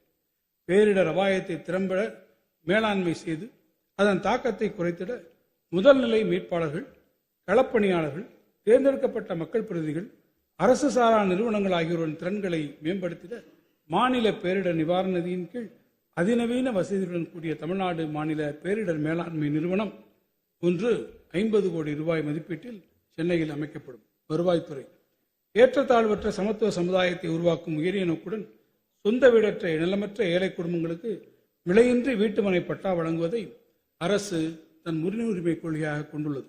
இதுவரை 10 லட்சத்திற்கும் மேற்பட்ட வீட்டுமனை பட்டாக்கள் மாநிலம் முழுவதும் பல்வேறு பிரிவினருக்கு வழங்கப்பட்டுள்ள நிலையில் மேலும் 5 லட்சம் பட்டாக்கள் இந்த ஆண்டு வழங்கப்படும்.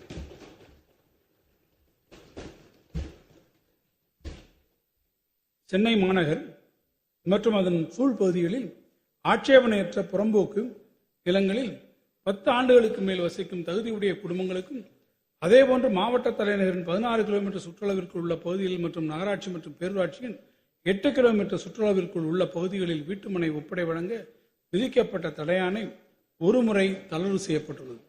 மேலும் ஆட்சேபனையற்ற புறம்போக்கு நிலங்களில் 5 ஆண்டுகளுக்கு மேல் வசிக்கும் மக்களுக்கும் வீட்டுமனை பட்டாக்கள் வழங்கப்படும். உயர் தெளிவுத்திறன் செயற்கைக்கோள் ஒளிப்படங்கள் உதவியுடன் பன்முக தொழில்நுட்பங்களின் வாயிலாக உயர் தெளிவுத்திறன் பெருவிகித அளவிலான high resolution large scale map வரைபடம் ஒன்று நமது மாநிலத்திற்காக உருவாக்கப்படும். இதன் மூலம் நில அளவை, பேரிடர் மேலாண்மை திட்டமிடல் மற்றும் இதர உட்கட்டமைப்பு திட்டங்களுக்கு இவ்வரைபடங்கள் மிகவும் பயனுள்ளதாக இருக்கும். நிதி மேலாண்மை. டாக்டர் அரவிந்த் பனகாரியா தலைமையில் 16ஆம் நிதி ஆணையம் தமிழ்நாட்டிற்கு வருகின்ற போது நமது அரசு வலுவான கோரிக்கைகளை தகுந்த தரவுகளோடு முன்வைத்தது.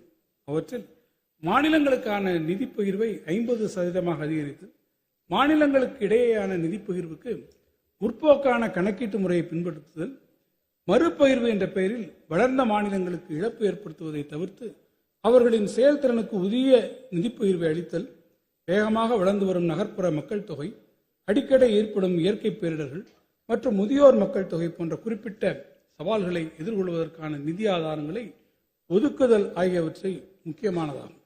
தமிழ்நாட்டின் அறிக்கை குறித்து ஆணையம் தனது மனமார்ந்த பாராட்டுக்களை தெரிவித்துள்ள நிலையில் நமது அரசால் கோடிட்டு காட்டப்பட்டுள்ள முற்போக்கான வழிமுறைகளை தற்போதைய நிதி ஆணையம் பரிந்துரைக்கும் என நம்புகிறோம்.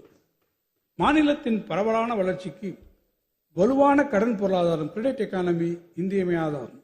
இதனை நன்கு உணர்ந்துள்ள இந்த அரசு வேளாண்மை, சிறு குறு நிறுவனங்கள், மகளிர் சுய உதவிக்குழு, கல்வி ஆகிய முன்னுரிமை துறைகளுக்கு கடன் வழங்கும் வங்கிகளுக்கு முன் எப்போதும் இல்லாத அளவிற்கு வரும் நிதியாண்டிற்கென 9.5 லட்சம் கோடி ரூபாய் என உயர் இலக்கினை இந்த அரசு நிர்ணயித்துள்ளது.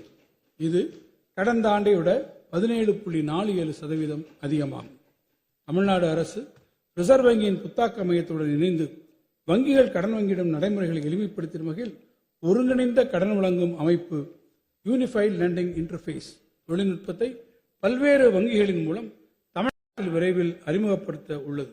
இதன் மூலம் நமது விவசாயிகள், பால் உற்பத்தியாளர்கள், சிறு மற்றும் குறு தொழில் முனைவோர்கள் என அனைவருக்கும் விண்ணப்பித்த மிக குறுகிய காலத்தில் கடன் வழங்கி அவர்களின் வாழ்க்கை தரத்தினை மேம்படுத்த உதவியாக இருக்கும். தமிழ்நாட்டின் மாநில மொத்த உள்நாட்டு உற்பத்தி ஜிஎஸ்டிபி கணக்கீட்டை துல்லியமாக கணித்திடவும், துறைவாரியான உற்பத்தியை கணக்கிடவும், அதிலும் குறிப்பாக சேவை தொடர்பான துறைகளின் தரவுகளை சேகரிக்கவும் விரிவான நிறுவன கணக்கெடுப்புகளை அரசு திட்டமிட்டு செயல்படுத்த உள்ளது. 5 கோடி ரூபாய் நிதி ஒதுக்கீட்டில் மேற்கொள்ளப்படவிருக்கும் இக்கணக்கெடுப்புகள் தமிழ்நாட்டின் பொருளாதாரத்தை துல்லியமாக அளவீடு செய்வதற்கும் தரவு சார்ந்த கொள்கை முடிவுகளை அரசு எடுப்பதற்கும் வழிவகுக்கும். சிறந்த மற்றும் வெளிப்படையான நிர்வாகத்தினை வழங்கும் பொருட்டு நமது அரசு பல்வேறு சீர்திருத்தங்களை மேற்கொண்டு வருகிறது. விளைப்புலிகள் கோருவதற்காக மின் ஒப்பந்த புள்ளி நடைமுறையை நடைமுறைப்படுத்துதல், விளைப்புலிகளில் வங்கி உத்தரவாதத்தினை இணைய வழியில் பெறுதல், ஒப்பந்ததாரர்களை இணைய வழியில் பதிவு செய்தல் ஆகியவை இவற்றில் அடங்கும். அடுத்த கட்டமாக பொறியாளர் அளவீடு புத்தக பதிவு, ஒப்பந்த மேலாண்மை, மதிப்பீடு தயாரித்தல் மற்றும் பட்டியல் தொகை செயல் செலுத்துதல் ஆகியவற்றை இணைய வழியில் மேற்கொள்ளும் வகையில் ஒருங்கிணைந்த பணி மேலாண்மை அமைப்பு காம்ப்ரஹென்சிவ் ஒர்க் மேனேஜ்மெண்ட் சிஸ்டம் என்ற ஒரு புதிய நடைமுறையை நமது அரசு செயல்படுத்த உள்ளது. மேலும் இந்த மென்பொருளை களஞ்சியம் தளத்துடன் இணைக்கப்பெற்ற பின் மூலதன செலவினங்கள் மற்றும் திட்டங்களை கண்காணிக்கவும் மற்றும் விரைவாக முடிக்கவும் உறுதுணையாக இருக்கும். சிறப்பு திட்ட செயலாக்கம். அனைத்து சட்டமன்ற உறுப்பினர்களின் பரிந்துரையின் பேரில் மக்களின் நீண்டகால தேவைகளை முன்னுரிமைப்படுத்தி நிறைவேற்ற நோக்கம் கொண்டது உங்கள் தொகுதியில் முதலமைச்சர் திட்டம். இந்த முயற்சியின் கீழ் இதுவரை 2023, 24 மற்றும் 24-25 ஆண்டுகளில் நடைமுறையில் உள்ள திட்டங்களின் கீழ் மொத்தம் 14,520 கோடி ரூபாய் மதிப்பீட்டில் 1,266 பணிகள் எடுக்கப்பட்டு அவற்றில் இதுவரை 389 பணிகள் 2246 கோடி ரூபாய் செலவில் நிறைவேற்றப்பட்டிருக்கின்றன.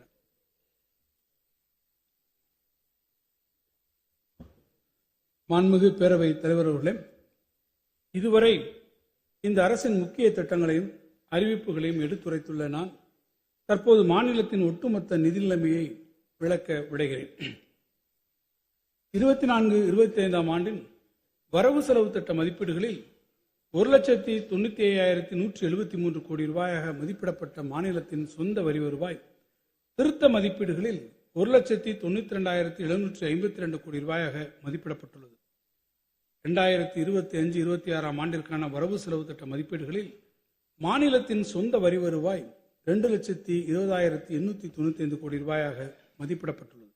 இது வணிக வரிகளின் கீழ் 1,63,930 கோடி ரூபாய், முத்திரைத்தாள் மற்றும் பத்திரப்பதிவு கட்டணங்களின் கீழ் 26,109 கோடி ரூபாய், வாகனங்கள் மீதான வரிகளின் கீழ் 13,441 கோடி ரூபாய் மற்றும் மாநில ஆயத்தீர்வையின் கீழ் 12,944 கோடி ரூபாய் வரி வருவாய் மதிப்பீடுகளை உள்ளடக்கியதாகும். மாநில பொருளாதாரத்தில் ஏற்பட்டுள்ள வளர்ச்சி, வரி விகிதங்களில் மேற்கொள்ளப்பட்ட திருத்தங்கள், வரி வசூல் திறனில் முன்னேற்றம் ஆகியவற்றின் பலனாக மாநிலத்தின் சொந்த வரி வருவாய் 2025-26 ஆண்டில் 14.6% வளர்ச்சி பெறும் என மதிப்பிடப்பட்டுள்ளது. 24-25 ஆண்டின் வரவு செலவு திட்ட மதிப்பீடுகளில் 30,728 கோடி ரூபாயாக மதிப்பிடப்பட்ட மாநிலத்தின் சொந்த வரியல்லாத வருவாய் திருத்த மதிப்பீடுகளில் 28,124 கோடி ரூபாயாக மதிப்பிடப்பட்டுள்ளது. 2025-26 ஆண்டின் வரவு செலவு திட்ட மதிப்பீடுகளில் மாநிலத்தின் சொந்த வரியல்லாத வருவாய் 28,819 கோடி ரூபாயாக மதிப்பிடப்பட்டுள்ளது. ஒட்டுமொத்தமாக 2025-26 ஆண்டிற்கான வரவு செலவு திட்ட மதிப்பீடுகளில் மாநிலத்தின் சொந்த வருவாய் மதிப்பீடான 2,49,713 கோடி ரூபாய், மொத்த வரி வருவாய் வரவுகளில் 75.31% கொண்டிருக்கும். அரசின் பெரும் முயற்சிகளால் மாநிலத்தின் சொந்த வரி வருவாய் உயர்ந்து வரும் அதே வேளையில் ஒன்றிய அரசிடமிருந்து பெறக்கூடிய உதவி மானியங்கள், ஒன்றிய வரிகளின் பங்கு ஆகியவை மொத்த வருவாய் சதவீதத்தில் குறைந்து கொண்டே வந்துள்ளன. ஒன்றிய அரசு ஒருங்கிணைந்த கல்வி இயக்கத்தின் கீழ் நிதியை விடுவிக்காமல் நிறுத்தி வைத்ததும், பெஞ்சல் புயலால் பாதிக்கப்பட்ட தமிழ்நாட்டிற்கு தேசிய பேரிடர் நிவாரண நிதியிலிருந்து நிதியை விடுவிக்க மறுத்ததும், மிக்ஜாம் புயல் மற்றும் தென் மாவட்டங்களில் ஏற்பட்ட பெருவெள்ளம் ஆகிய 2 தொடர் பேரிடர்களின் நிவாரணப் பணிகளுக்கு தேசிய பேரிடர் நிவாரண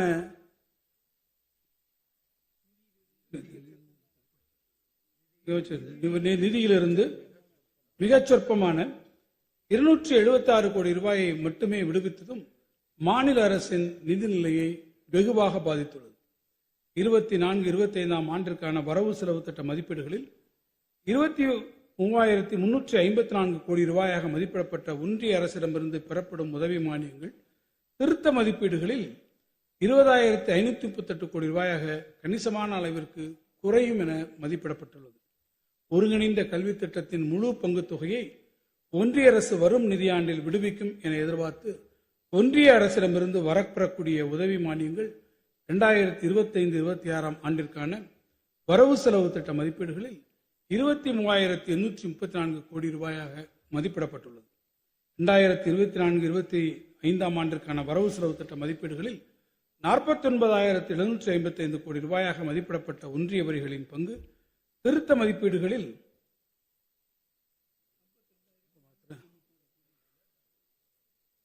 52,491 கோடி ரூபாயாக மதிப்பிடப்பட்டுள்ளது. திருத்த மதிப்பீடுகளில் இப்பங்கு உயர்ந்திருந்தாலும்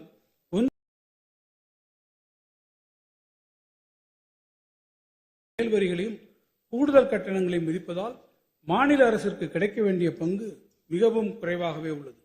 ஒன்றிய அரசின் வரவு செலவு திட்டத்தின் அடிப்படையில் 2025-26 ஆண்டிற்கான வரவு செலவு திட்ட மதிப்பீடுகளில் ஒன்றிய வரிகளின் பங்கானது 58,022 கோடி ரூபாயாக மதிப்பிடப்பட்டுள்ளது. நாட்டின் மொத்த மக்கள் தொகையில் 6% கொண்டிருக்கும் நாம் தேசிய பொருளாதார வளர்ச்சியில் 9% பங்களிக்கும் அதே வேளையில் ஒன்றிய வரிகளில் தமிழ்நாட்டிற்கான பங்கானது வெறும் 4% மட்டுமே என்பது மாநிலத்திற்கு இழைக்கப்படும் அநீதியை தவிர வேறு எதுவும் இல்லை.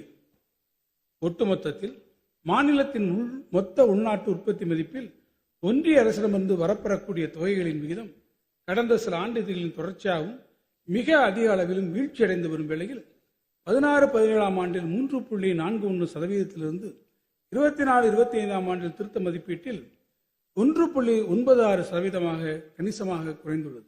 தற்போதைய மாநில மொத்த உள்நாட்டு உற்பத்தி மதிப்பில் இந்த 1.45% குறைவினால் மாநில அரசுக்கு ஏற்படக்கூடிய 45,182 கோடி ரூபாய் இழப்பானது 24-25 ஆண்டின் திருத்த மதிப்பீடுகளில் மதிப்பிடப்பட்டுள்ள நிதி பற்றாக்குறையில் ஏறத்தாழ 44.43% சமமாகும்.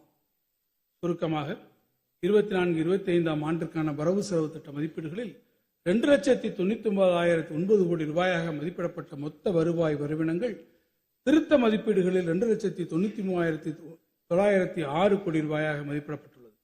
25-26 ஆண்டில் மொத்த வருவாய் வரவினங்கள் 3,31,569 கோடியாக மதிப்பிடப்பட்டுள்ளது. இது திருத்த மதிப்பீடுகளை விட 12.81% அதிகமாகும்.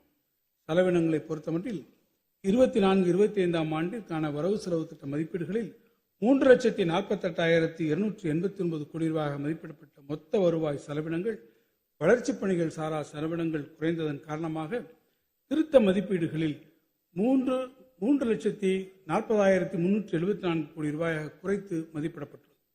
25-26 ஆண்டிற்கான வரவு செலவு திட்ட மதிப்பீடுகளில் மொத்த வருவாய் செலவினங்கள் 3,73,204 கோடி ரூபாயாக மதிப்பிடப்பட்டுள்ளது. இது 2024-25 ஆண்டிற்கான திருத்த மதிப்பீடுகளை விட 9.65% வளர்ச்சி கொண்டதாக இருக்கும். 24-25 ஆண்டிற்கான வரவு செலவு திட்ட மதிப்பீடுகளில் 47,681 கோடி ரூபாயாக மதிப்பிடப்பட்ட மூலதன பணிகளுக்கான செலவினங்கள் திருத்த மதிப்பீடுகளில் 46,766 கோடி ரூபாயாக மதிப்பிடப்பட்டுள்ளது. மூலதன பணிகளுக்காக செலவினங்களை ஊக்குவிக்க அரசு மேற்கொண்டுள்ள முயற்சிகளின் தொடர்ச்சியாக 2025-26 ஆண்டிற்கான வரவு செலவு திட்ட மதிப்பீடுகளில் 57,231 கோடி ரூபாயாக மூலதன பணிகளுக்கான செலவினங்கள் மதிப்பிடப்பட்டுள்ளது. இது திருத்த மதிப்பீடுகளை விட 22.38% வளர்ச்சி கொண்டதாகும். 25-26 ஆண்டிற்கான வரவு செலவு திட்டத்தில் நிகர கடன் உட்பட மூலதன செலவினங்கள் 65,328 கோடி ரூபாயாக மதிப்பிடப்பட்டுள்ளது. 2024-25 ஆண்டுக்கான வரவு செலவு திட்ட மதிப்பீடுகளில் 49,279 கோடி ரூபாயாக மதிப்பிடப்பட்ட வருவாய் பற்றாக்குறை திறமையான நிதி மேலாண்மையின் பலனாக திருத்த மதிப்பீடுகளில் 46,467 கோடி ரூபாயாக குறைந்துள்ளது. ஒன்றிய அரசிடமிருந்து வரப்பெறக்கூடிய உதவி மானியங்கள் நடப்பாண்டில் குறைந்த போதிலும் வருவாய் பற்றாக்குறை குறைவாகவே அமைந்துள்ளது. 25-26 ஆண்டிற்கான வரவு செலவு திட்ட மதிப்பீடுகளில் வருவாய் பற்றாக்குறை மேலும் குறைந்து 41,635 கோடி ரூபாயாக இருக்கும் என மதிப்பிடப்பட்டுள்ளது. முதலாக 2015-16 ஆண்டு மாநில மொத்த உள்நாட்டு மதிப்பில் 1% என்ற அளவினை கடந்த வருவாய் பற்றாக்குறை மாநில நிதி நிலைமை தொடர்ந்து சரிவை சந்தித்ததால் 2021 ஆண்டில் 3.28% உயர்ந்தது. இந்த சரிவு போக்கினை நேர்மறையாக மாற்றிட வேண்டும் என இந்த அரசு மேற்கொண்ட அயராத முயற்சிகளின் காரணமாக அனைத்து தடைகளையும் தவிர்த்தெறிந்து வரும் நிதியாண்டில் மாநில மொத்த உள்நாட்டு உற்பத்தி மதிப்பில் வருவாய் பற்றாக்குறையின் விகிதம் 1.17% 2015-16 ஆண்டு நிலைக்கு அருகில் அமையும் என எதிர்பார்க்கப்படுகிறது. 2024-25 ஆண்டுக்கான வரவு செலவு திட்ட மதிப்பீடுகளில் 1,08,690 கோடி ரூபாயாக மதிப்பிடப்பட்ட நிதி பற்றாக்குறை திருத்த மதிப்பீடுகளில் 6,992 கோடி ரூபாய் குறைந்து 1,01,698 கோடி ரூபாயாக இருக்கும் என மதிப்பிடப்பட்டுள்ளது. மாநிலத்தின் மொத்த உள்நாட்டு உற்பத்தி மதிப்பு குறைவாக மதிப்பிடப்பட்ட போதிலும் வரவு செலவு திட்ட மதிப்பீடுகளில் மாநில மொத்த உள்நாட்டு உற்பத்தி மதிப்பில் 3.44% மதிப்பிடப்பட்ட நிதி பற்றாக்குறை 2024-25 ஆண்டிற்கான திருத்த மதிப்பீடுகளில் 3.26% குறையும் என மதிப்பிடப்பட்டுள்ளது. 2025-26 ஆண்டிற்கான வரவு செலவு திட்ட மதிப்பீட்டில் 1,06,963 கோடி ரூபாயாக மதிப்பிடப்பட்ட நிதி பற்றாக்குறை மாநிலத்தின் மொத்த உள்நாட்டு உற்பத்தி மதிப்பில் 3% இருக்கும் என மதிப்பிடப்பட்டுள்ளது. இது நிதி நிலைமையை மேம்படுத்துவதில் அரசிற்கு உள்ள உறுதிப்பாட்டை வெளிக்காட்டுகிறது. நிகர கடன்கள் குறைந்துள்ள போதிலும் 24-25 ஆண்டுக்கான வரவு செலவு திட்ட மதிப்பீடுகளில் 26.41% மதிப்பிடப்பட்ட மாநில மொத்த உள்நாட்டு உற்பத்தி மதிப்பில் ஒட்டுமொத்த கடன் விகிதமானது தற்போதைய மாநில மொத்த உள்நாட்டு உற்பத்தி மதிப்பின் அடிப்படையில் 24-25 ஆண்டுக்கான திருத்த மதிப்பீடுகளில் சற்றே அதிகரித்து 26.43% இருக்கும் என மதிப்பிடப்பட்டுள்ளது. இது 25-26 ஆண்டுக்கான வரவு செலவு திட்ட மதிப்பீட்டில் இவ்விகிதம் 26.07% மேலும் குறையும் என எதிர்பார்க்கப்படுகிறது. இது 15வது நிதிக்குழு 2025-26 ஆண்டிற்கு நிர்ணயித்துள்ள 28.7% உள்ளாகவே உள்ளது. மாண்புமிகு பேரவை தலைவர் அவர்களே,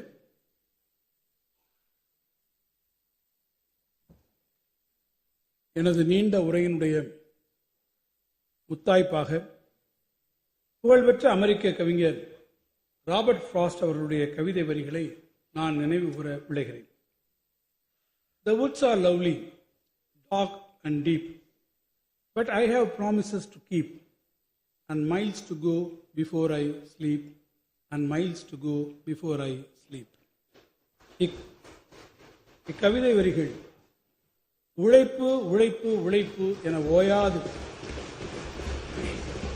இமைப்பொழுதும் கண் துஞ்சாது தமிழ்நாட்டின் நலன் குறித்து எந்நாளும் சிந்தித்து செயலாற்றிக் கொண்டிருக்கும் மாண்புமிகு முதலமைச்சர் அவர்களுக்கு மிகச்சரியாக பொருந்தி வருவதை இந்த மாமன்ற உறுப்பினர்கள் உணர்வீர்கள் என்று நான் நம்புகிறேன். சொன்னதை செய்வோம், செய்வதை சொல்வோம் என்ற வாசகத்தை முன்னிறுத்தி தமிழரின் முன்னேற்ற பாதையை செதுக்கிடும் செயலாற்றிக் கொண்டிருக்கும் மாண்புமிகு முதலமைச்சர்களுக்கு முன்னேற்ற பாதையை செதுக்கிடும் நம்முடைய மாண்புமிகு முதலமைச்சர் அவர்களின் வழிகாட்டுதலின்படி சில முக்கிய அறிவிப்புகளை நான் இந்த மாமன்றத்தில் வெளியிட விரும்புகிறேன். கோவிட் பெருந்தொற்று பரவியிருந்த காலத்தில் தமிழ்நாடு அரசின் நிதிநிலையின் மீது ஏற்பட்ட பெருஞ்சுமை காரணமாக நிறுத்தி வைக்கப்பட்டிருந்த அரசு அலுவலருக்கான ஈட்டிய விடுப்பு சரண் செய்யும் நடைமுறையை மீண்டும் செயல்படுத்த வேண்டும் என அரசு அலுவலர்கள் மற்றும் ஆசிரியர்கள் தொடர்ந்து கோரிக்கைகளை முன்வைத்து வருகின்றனர். அவற்றை கனிவுடன் பரிசீலித்து மாண்புமிகு முதலமைச்சர்களுடைய வழிகாட்டுதலின்படி அரசு அலுவலர்கள் மற்றும் ஆசிரியர்கள் ஈட்டிய விடுப்பு நாட்களில் 15 நாட்கள் வரை 1/4/2026 முதல் சரண் செய்து பணப்பலன் பெறுவதற்கான நடைமுறை மீண்டும் செயல்படுத்தப்படும். இதற்குரிய அரசாணைகள் விரைவில் பிறப்பிக்கப்படும். அரசு அலுவலர் நலன் காக்கும் இந்த அறிவிப்பின் மூலம் சுமார் 9 லட்சத்திற்கும் மேற்பட்ட அரசு அலுவலர்கள் மற்றும் ஆசிரியர்கள் பயன்பெறுவார்கள். மகளிருக்கு சம சொத்துரிமை வழங்கிடும் சட்டத்தை கடந்த 1989 ஆண்டு நிறைவேற்றிய முத்தமிழறிஞர் கலைஞர் அவர்கள் வகுத்து தந்த பாதையில் வெற்றி நடை பயின்றிடும் நமது திராவிட மாடல் அரசு தமிழ் சமூகத்தில் மகளிருக்கான உயர்ந்த இடத்தையும் உரிய அதிகாரத்தையும் உறுதி செய்யும் வகையில் பல்வேறு முயற்சிகளை மேற்கொண்டு வருகிறது. அதன் தொடர்ச்சியாக சமூகத்தில் மட்டுமின்றி அவரவர் குடும்பங்களிலும் மகளிருக்கான சம பங்கை உறுதி செய்திடும் வகையில் வரும் 1/4/2025 முதல் 10 லட்சம் ரூபாய் வரையிலான மதிப்புள்ள வீடு, மனை, விவசாய நிலம் உள்ளிட்ட அனைத்து அசையா சொத்துக்கள் பெண்கள் பெயரால் பதிவு செய்யப்பட்டால் அத்தகைய ஆவணங்களுக்கு பதிவு கட்டணம் 1% குறைக்கப்படும். தற்போது மேற்கொள்ளப்படும் பத்திரப்பதிவுகளில் 75% பதிவுகள் இந்த அறிவிப்பினால் பயன்பெற இயலும். இதன் மூலம் மகளிரின் சுயசார்பும் பொருளாதார சுதந்திரமும் மேலும் உயர்ந்திடும் என்று இந்த அரசு நம்புகிறது. மகளிர் நலன் காக்க சுய உதவி குழுக்கள், விடியல் பயணம், கலைஞர் மகளிர் உரிமை திட்டம், புதுமை பெண், தோழி பணிபுரியும் பெண்கள் விடுதி என பல்வேறு முன்னோடி திட்டங்களை நாடே வியந்து பார்க்கும் வண்ணம் நமது அரசு செயல்படுத்தி வருகிறது. இதன் அடுத்த கட்டமாக தமிழ்நாட்டின் பொருளாதார வளர்ச்சியில் பெண்களின் பங்கு மேலும் அதிகரிக்க வேண்டும் என்ற நோக்கத்துடன் அடுத்து வரும் 5 ஆண்டுகளில் 1 லட்சம் மகளிரை தொழில் முனைவோராக உயர்த்திடும் பெருந்திட்டம் ஒன்று செயல்படுத்தப்படும். இத்திட்டத்தின் கீழ் 20% மானியத்துடன் 10 லட்சம் ரூபாய் வரை வங்கிக் கடன் பெற்று மகளிர் பல்வேறு தொழில்கள் தொடங்கிட உரிய திறன் மேம்பாட்டு பயிற்சிகள், விற்பனைக்கான ஆலோசனைகளும் வழங்கப்படும். 2025-26 ஆண்டில் இத்திட்டத்திற்கான மானிய நிதி உதவிக்கென 225 கோடி ரூபாய் ஒதுக்கப்படும். செயற்கை நுண்ணறிவு உலகெங்கும் பெரும் தாக்கத்தை உருவாக்கி வரும் இந்த வேளையில் நமது மாணவர்களின் தொழில்நுட்ப அறிவையும் அவர்களின் தனித்திறன் மேம்பாட்டு பயிற்சிகளையும் தொடர்ந்து வழங்கிட வேண்டிய வரலாற்று தேவை தற்போது எழுந்துள்ளது. அதை கவனமாக பரிசீலித்த நமது அரசு 4 வருடங்களுக்கு முன் மக்கள் மன்றத்தில் வழங்கிய வாக்குறுதியை நிறைவேற்றும் விதமாக தமிழ்நாட்டின் பல்வேறு கலை, அறிவியல், பொறியியல், வேளாண்மை மற்றும் மருத்துவம் உள்ளிட்ட அனைத்து கல்லூரிகளிலும் பயின்று வரும் மாணவர்களுக்கு உயர் தொழில்நுட்ப சாதனங்களை வழங்கிட திட்டமிட்டுள்ளது. முதல் கட்டமாக அடுத்த 2 ஆண்டுகளில் 20 லட்சம் கல்லூரி மாணவர்களுக்கு அவரவர் விருப்பத்தின் அடிப்படையில் ஒவ்வொருவருக்கும் கைக்கணினி அல்லது மடிக்கணினி வழங்கப்படும். எதிர்காலத்தில் உயர் தொழில்நுட்ப உலகில் நமது இளைஞர்கள் அறிவாயுதம் ஏந்தி வெற்றி பெறும் வருவதை இது உறுதி செய்திடும் நோக்கில் அறிமுகப்படுத்தும் இத்திட்டத்திற்காக 2025-26 நிதியாண்டில் 2000 கோடி ரூபாய் நிதி ஒதுக்கப்படும். நூற்றாண்டு கண்ட இந்த சட்டமன்ற பேரவையில் மகத்தான தலைவர்கள் ஒருவராக வரலாற்றில் இடம்பெறவிருக்கும் நமது மாண்புமிகு முதலமைச்சர் அவர்களின் தலைமையில் எல்லோருக்கும் எல்லாம் என்பதை உறுதி செய்திடும் வகையில் தமிழ்நாட்டின் எதிர்கால வளர்ச்சிக்கு ஒரு வலுவான அடித்தளம் அமைத்திட நாம் 2 மடங்கு உழைத்திடுவோம். இந்த வரவு செலவு திட்டத்தினை செதுக்கிட தேவையான பல ஆலோசனைகளையும் வழிகாட்டுதல்களையும் நல்கிய மாண்புமிகு முதலமைச்சர்களுக்கு மீண்டும் என் மனமிறைந்த நன்றிகளை நான் உரித்தாக்குகிறேன். இந்த வரவு செலவு திட்டத்தை தயாரிப்பதற்கு அயராது உழைத்த நிதித்துறையின் முதன்மை செயலாளர் திரு தா. உதயச்சந்திரன் ஈயாப்பா அவர்களுக்கும் நிதித்துறையின் பிற அலுவலர்களுக்கும் எனது மனமார்ந்த நன்றியையும் பாராட்டையும் தெரிவித்துக் கொள்கிறேன். மாண்புமிகு பேரவைத் தலைவர் அவர்களே, 2025-26 ஆண்டுக்கான வரவு செலவு திட்டத்திற்கு இந்த அவையின் ஒப்புதலை பெற்றுத் தருமாறு தங்களை கேட்டுக்கொள்கிறேன். வாழ்க தமிழ், வெல்க தமிழ்நாடு.